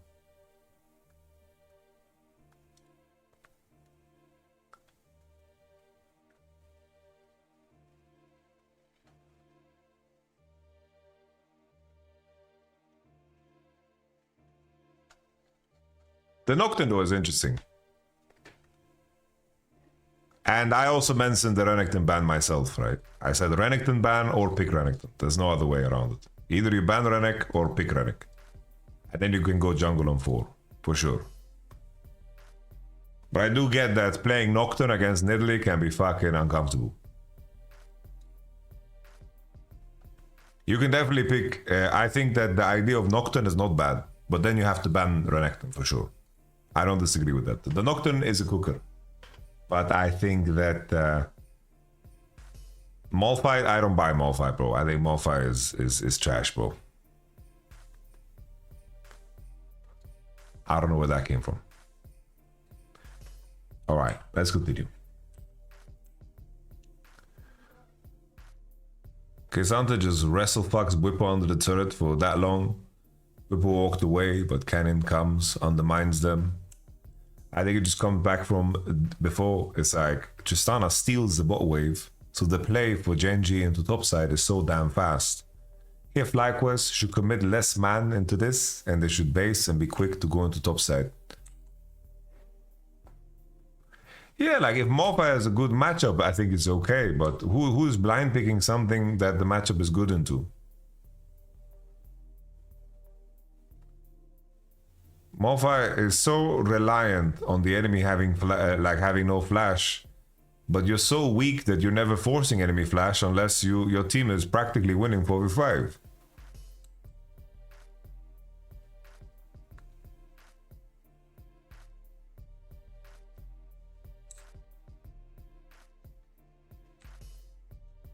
Like if enemies like J stop and you pick Malphite, okay.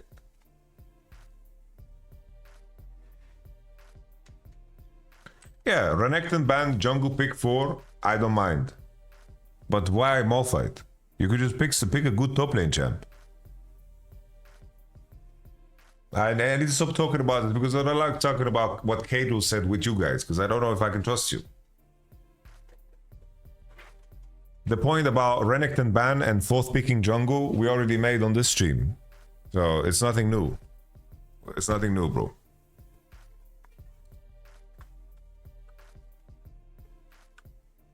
Okay. So at this point, you know, the 1.5k goal ahead on K'Sante and Nidalee is fucking massive. Like Canyon is just taking over the whole map. So how do you win games with Nidalee? Yamato, how do you look up? How do you win games with Nidalee? The point is that you clear your camp so fast that you first everywhere because of how mobile you are, and then when the enemy face checks you, you spear the shit out of them. That's the whole point of it. You need to be first everywhere, trap and spear as they enter, and then when you land it, you can win the fight before it even starts. You heal your teammates. That's what it is, you know? Canyon is playing this game 140 kilometers an hour, bro. He's fucking drifting, bro. He's drifting. He's fucking clearing camps. He's sprinting. He's fucking smurfing. It's beautiful. FlyQuest were losing on both side lanes, so they are trying to force on one of them. And Keen is just buying all the time in the world, bro, with his K'Sante just drifting off. No problem. He's so tanky, he can walk away. And we continue. They try again to kill Keen. Joey flashes out. What the fuck happened here? When I thought, I don't know what the fuck happened here. Can someone tell me what the fuck happened here? Oh, Orianna got Q3'd. Orianna got Q3'd. Okay. Well, after that, the game is just over.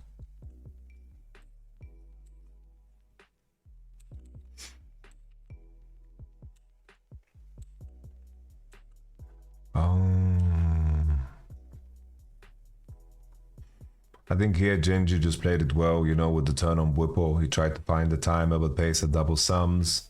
The spear lands on Masu. The Orianna ultis are not enough. Bad synergy with Inspired. Nice Q3. And the game is over. Someone in the chat wrote about some Nash call. What Nash call were you guys talking about?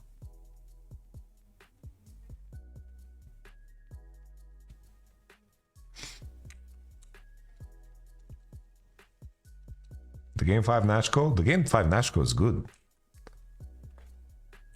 There's just like the detail of breaking the plant is super important. That Camtech soul map is just so stupid. But I think the moment Ziggs ults you, probably you need to walk away. Alright.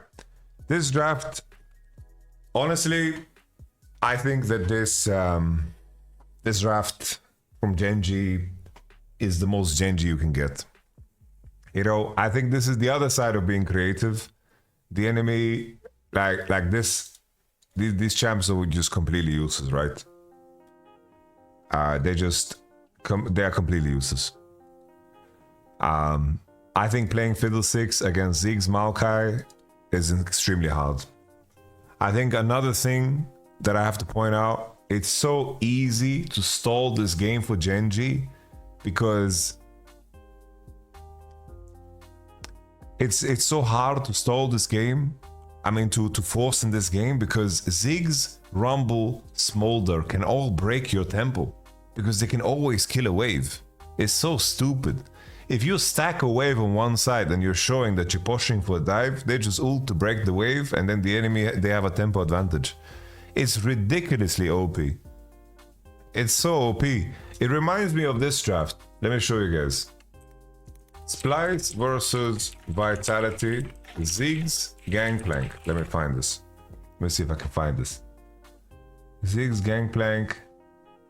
This is 2018. Let me see if I can find it, bro. Fuck me, Vitality Splice. Maybe this. Check this. Has TP up. Here, bro. Well, you know, wait. There's a different game we played with Rise. But basically, we are pushing for free on Rise side. I'm trying to find the fucking game. Fuck me, let me find it. I need to find it, guys. I need to find it. Izuke. 20 Season 8. Match list. It's nice. Where did you play Rise? Fuck me, where did you play Rise? Oh, it's here. I'm not crazy. I'm not crazy. I am not crazy. Fuck me.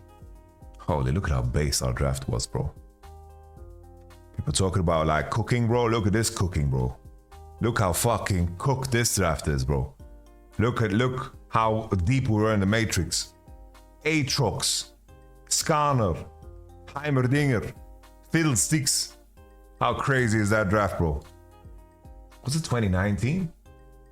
Was it 2019?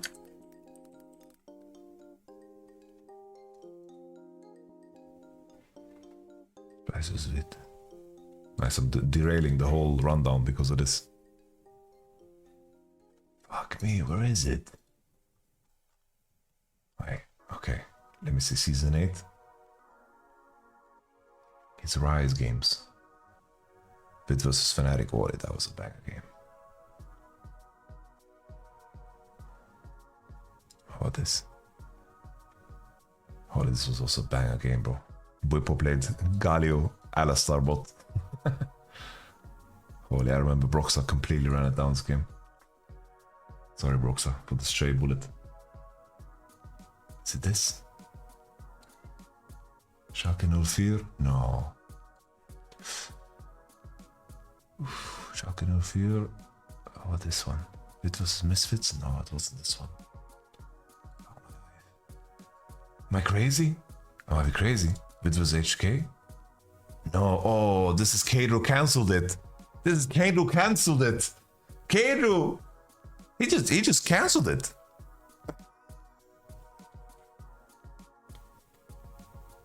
wait,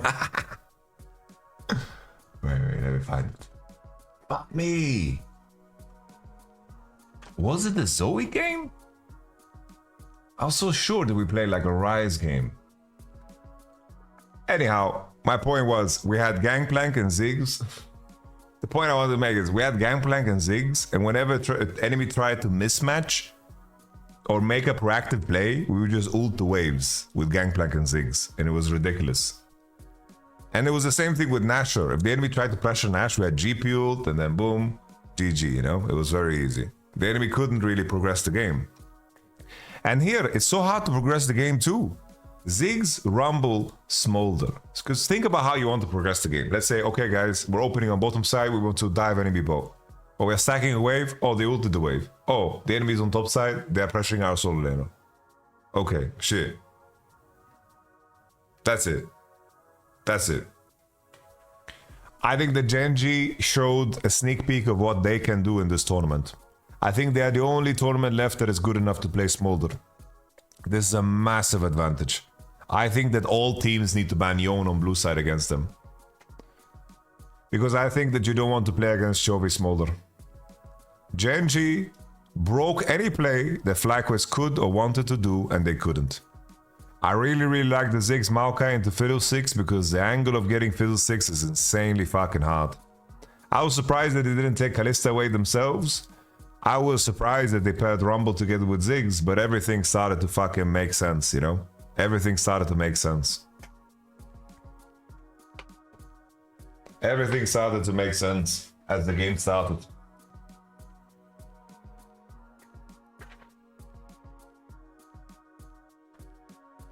I think definitely you can ban Smolder too to set up your Yone. That's definitely a thing that you can do too, definitely.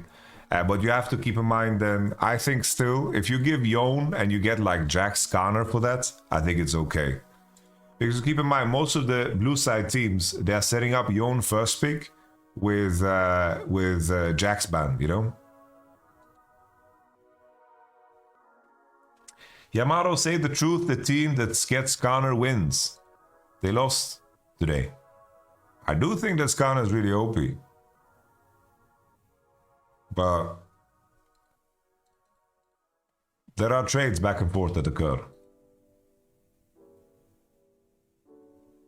Canyon Skarner is not OP, that's really untrue. Canyon is an insanely good Skarner. Like, people are capping so fucking hard because they see the result. Like, did you guys even look at the game that was played, you know?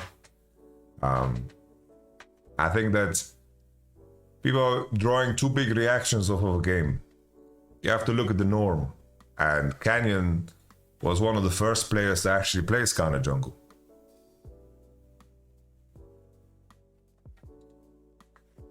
Anyhow, this game 5, I don't know, it's just a fucking masterpiece from GENG. What can we say?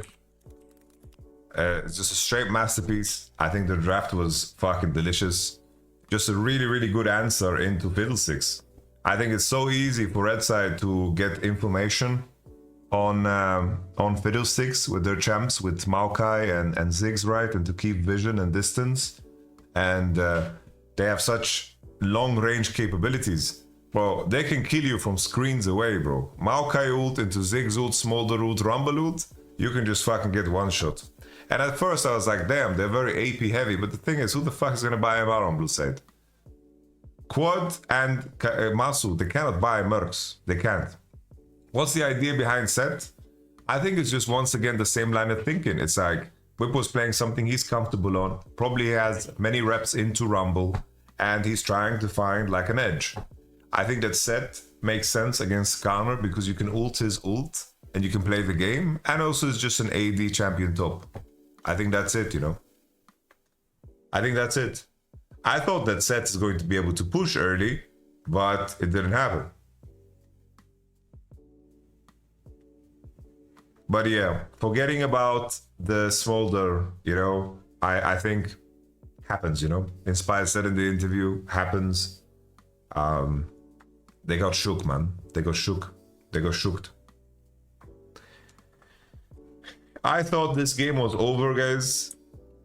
My tweet was shown on stream.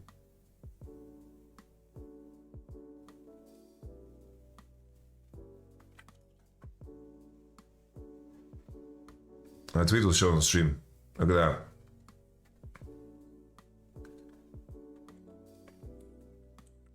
I thought the game was over when we saw this, bro.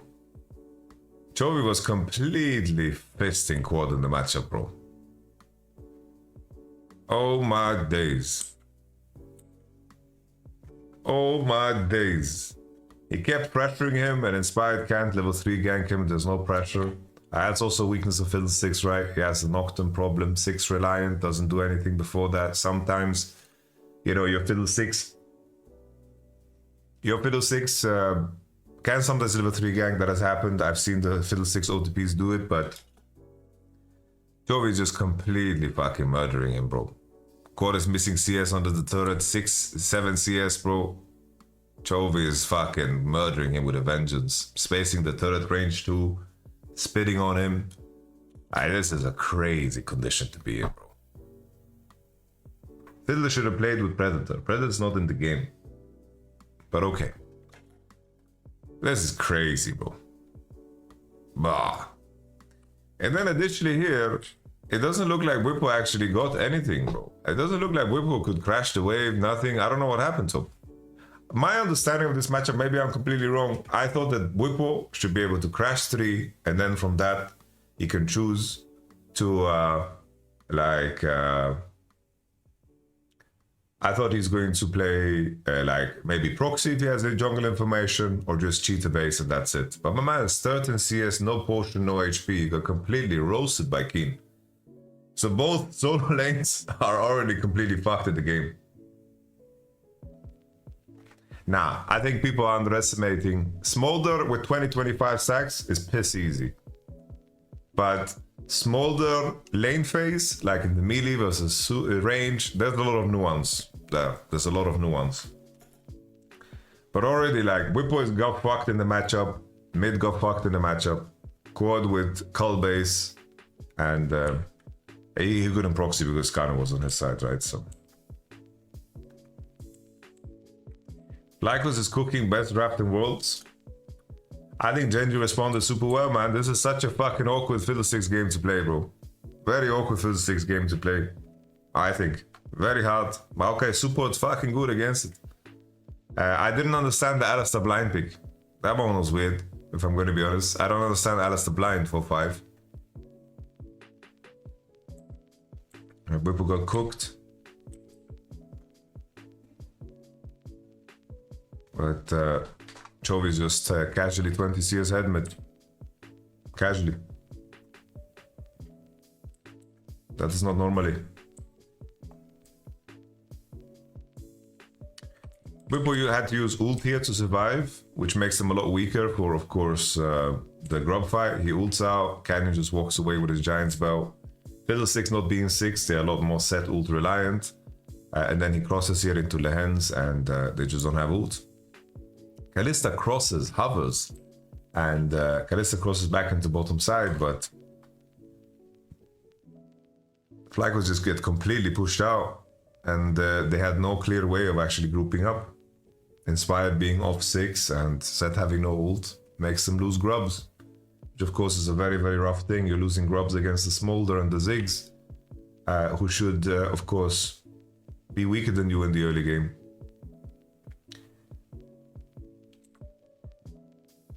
They get the swap, and Set is under no dive pressure. Rumble goes bot with no Rumble loot, and he catches the majority of the wave. Inspired gets Crab on bot, and Whippo gets W'd, he gets exhausted, and here Canyon does a very disgusting get all my sting, where he just misses, and Whippo has good movement. Whippo flexing his TFT Season 1 gold rating to the enemy.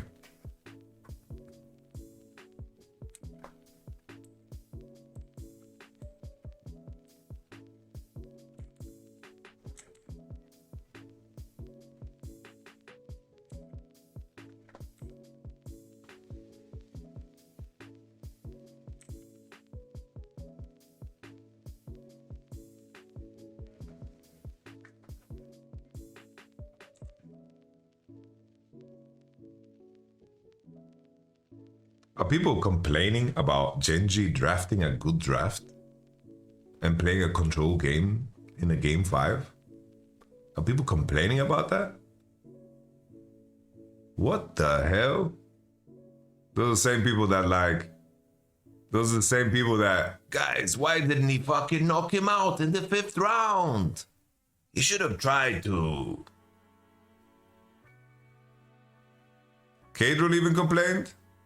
Nah, blood.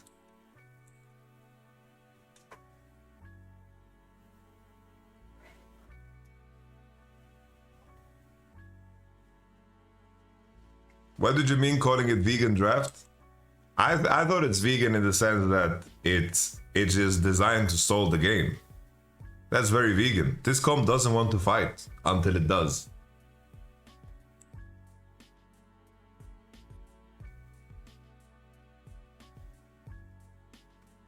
Yeah, I don't want to interact with people paraphrasing Pedro. I really don't want to interact with that, bro.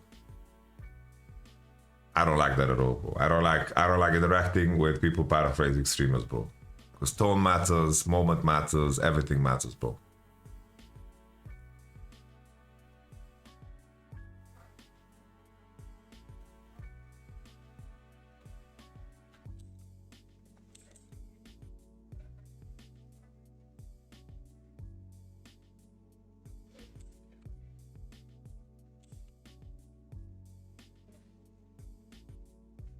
Yeah, just Chovy 130 fucking charges at 12 minutes. Tabi 136 CS. My man is generating farm from the sky, man. This is the moment Inspire takes Ignite instead of Smite and he doesn't use it for 10 minutes, which is funny. But that's a thing.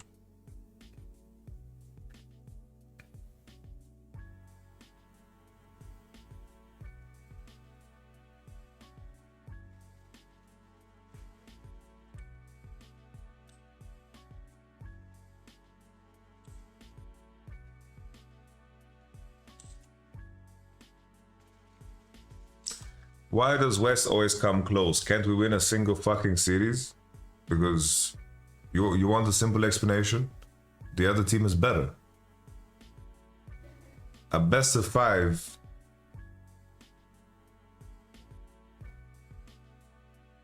puts you to the test. It's not that deep, bro. It's really not that deep. It's like GENG evolved throughout this best of 5, like the other teams did too. Like teams are actively evolving. Right? The evolution process to find your best self in a best of 5 is crucial. How good did Billy Billy look in game 4 in comparison to game 1? Right? Look at where their prep started and where it ended. Right? In a completely different spot. The same thing for Weibo Gaming. This was the game they lost, Aurora Ash Kisante. But look at the adaptation coming into game number 4. This matters so much. This matters so much, guys. Really, like winning a best of 5, you need to keep going. There's a difference. Like I made the UFC comparison, but it's like a championship fight is 5 rounds. You know, it's 5 rounds, and it's very different from 3 rounds. You know, you are preparing different, you are breathing different. And then there's top esports with the Cannon AD on 3. They were completely on the ropes. These guys got hit in the head in round 1, bro. But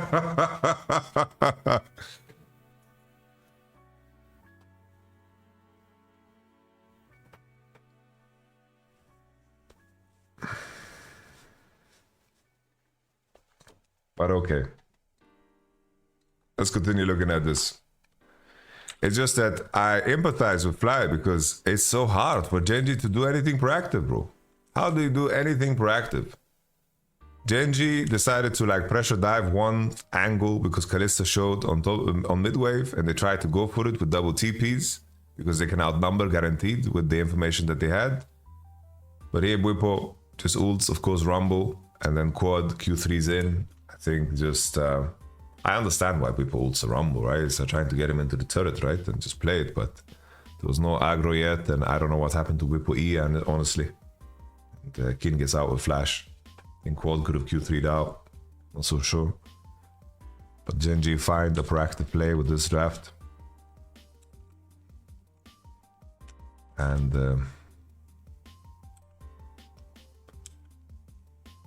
yeah, it's like that the game position is just so horrible. Also had no cleanse. He gets flashed on by Lehens, kills, and just with GENG's composition, if you're not winning in the lanes, then you're not gonna find any opportunities. If you can't force the ults out without anything, you're not gonna find any opportunities. Because if you try to cross anywhere, the enemy will just use ults and cross map you. That's why this composition is fucking ridiculous. Like, it's brilliant. It's really brilliant. I've said this a lot of times. I think the most fucked up aspect about Smolder and Ziggs and Rumble is the fact that they can ult They can ult waves from fucking 10 screens away, man.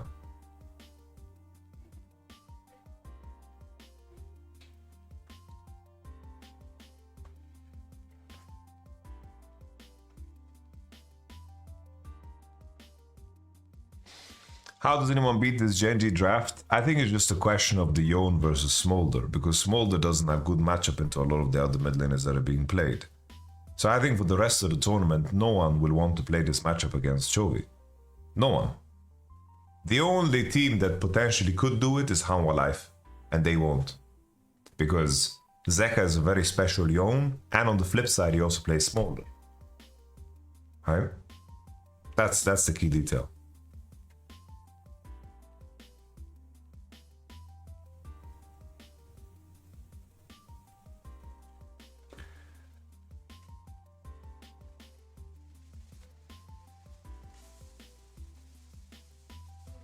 No shit, they're out, guys. When I said the only team that could, by implication, they're out. You silly geese. Save your letters for something useful, guys.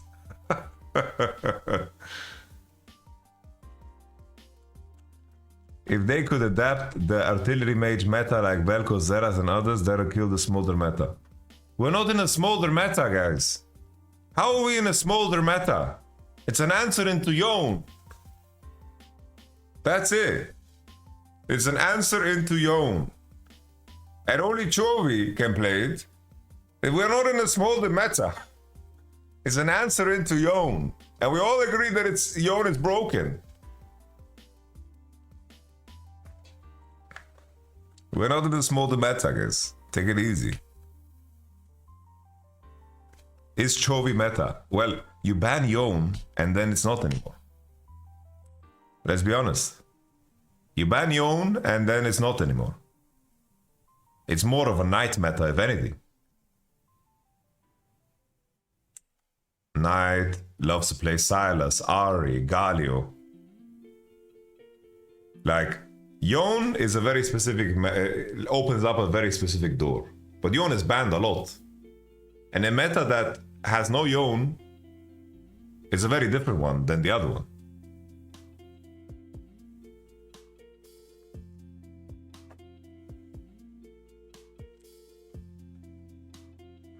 This is a good pocket here. This is the first ult from Inspired, but he didn't have any other opportunities. He had to inch in here and bait Chovy into the wave, and Chovy feels good because he has teammates here. I was worried about Whipple's ult, but this is a good play. Fair play for FlyQuest. Sad that Alistar gets a fucking shutdown. That's fucking painful. But here, after FlyQuest used every ult in the world, they back off, you know. I think taking Drake takes too long and they're just securing the tower. I think that makes sense. I think taking Drake takes too long. They are getting pressured on mid and top.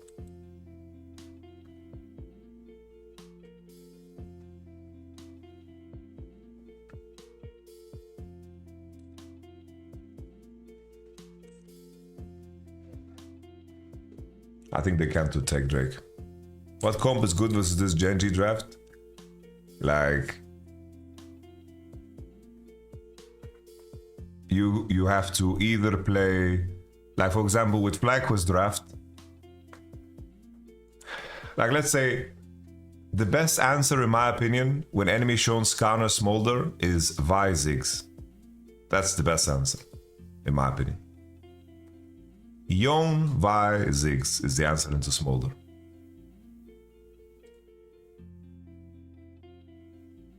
Either you pick the hardest engage on earth, which is Vi, because she fucking latches onto you like a little kitten to the teeth of its mother. Or you send Yone somewhere else and you fucking pick something into Smolder that is good, right? Some fucking mage, whatever, right?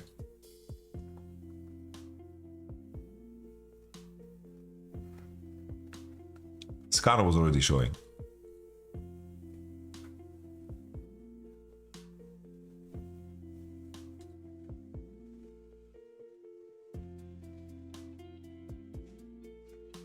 We can take a look, right? Let's take a look at LCK. LCK, summer playoffs, pick and ban, individual games. Smolder first pick, Ashe, Zyra, Tristana, Skarner, Ezreal. They picked Mordecai as the top into K'Sante to counter Skarner too. Okay, that's whatever. Ashe first pick, Jhin, Azir. Okay, I think Smolder was just permabanned for the rest of the series, right? I think Smolder was just permabanned. Here, right? How My Life had this draft in the last game. And this is a draft that could work against Smolder too, right? Plain and simple.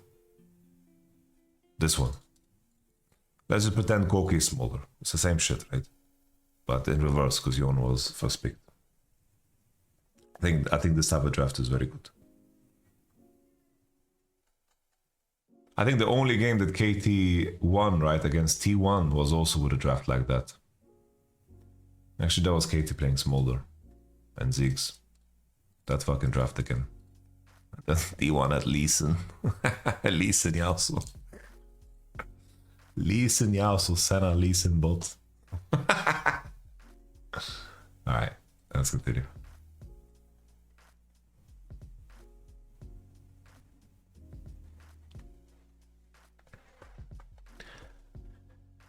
Yeah, Smolder is not fair. Like, Smolder, Chovy is not fair, sorry.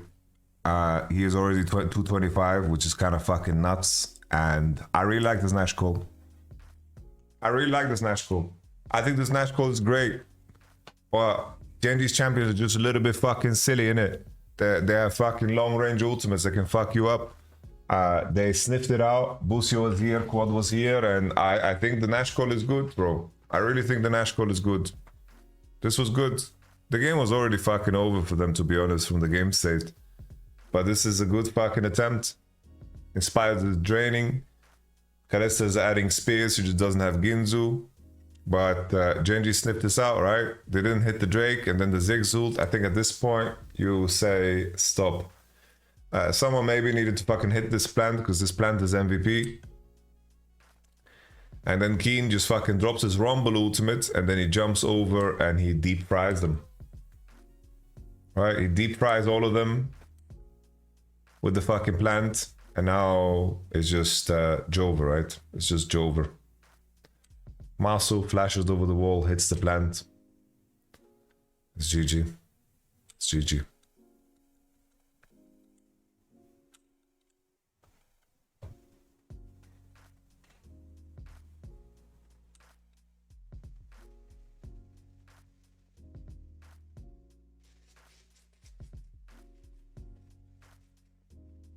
GG.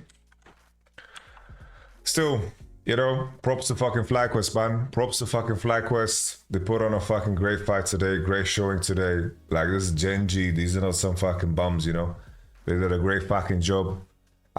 People are gonna ask me, oh, can T1 beat GENG? No. I think that, if anything, I think the main takeaways for me is, I think that GENG will realize, and I think T1 has realized, I think red side is better than blue. I think red side is better than blue side, guys. At this point in the tournament. I think counter picking mid is too OP. I think that the Yone situation, I think when Yone is out, it's whatever. I think red side is fucking broken now. I think that the main concern I would have about GENG coming into that series, if anything, I think is just that Pace and Lehens looks really off. I think Pace and Lehens look really off, and that's something that T1 can fucking punish, if anything. Like, if they're playing on the big stage, T1 is in the comfort zone there, and if they're gonna play like they did today, maybe they're gonna solo lose that series, because Gumayushi and Korea look fucking tip-top shape, man. They look fucking beautiful. They look fucking amazing. Canyon on Skarner is not the greatest side as well. I disagree, bro. I disagree. He played this regionally, was fucking good at it. Like, I think Canyon is fine, man. Another thing to add is I think that FlyQuest did a lot of unique things in draft that made them weird today. So I think there's that. And I think that GENG honestly showed a lot of weakness in their lane swap. Their lane swap is ass. And T1's lane swap was amazing. Chovy doesn't mind blind picking, but it's not good to blind pick in my opinion. I think that he should answer.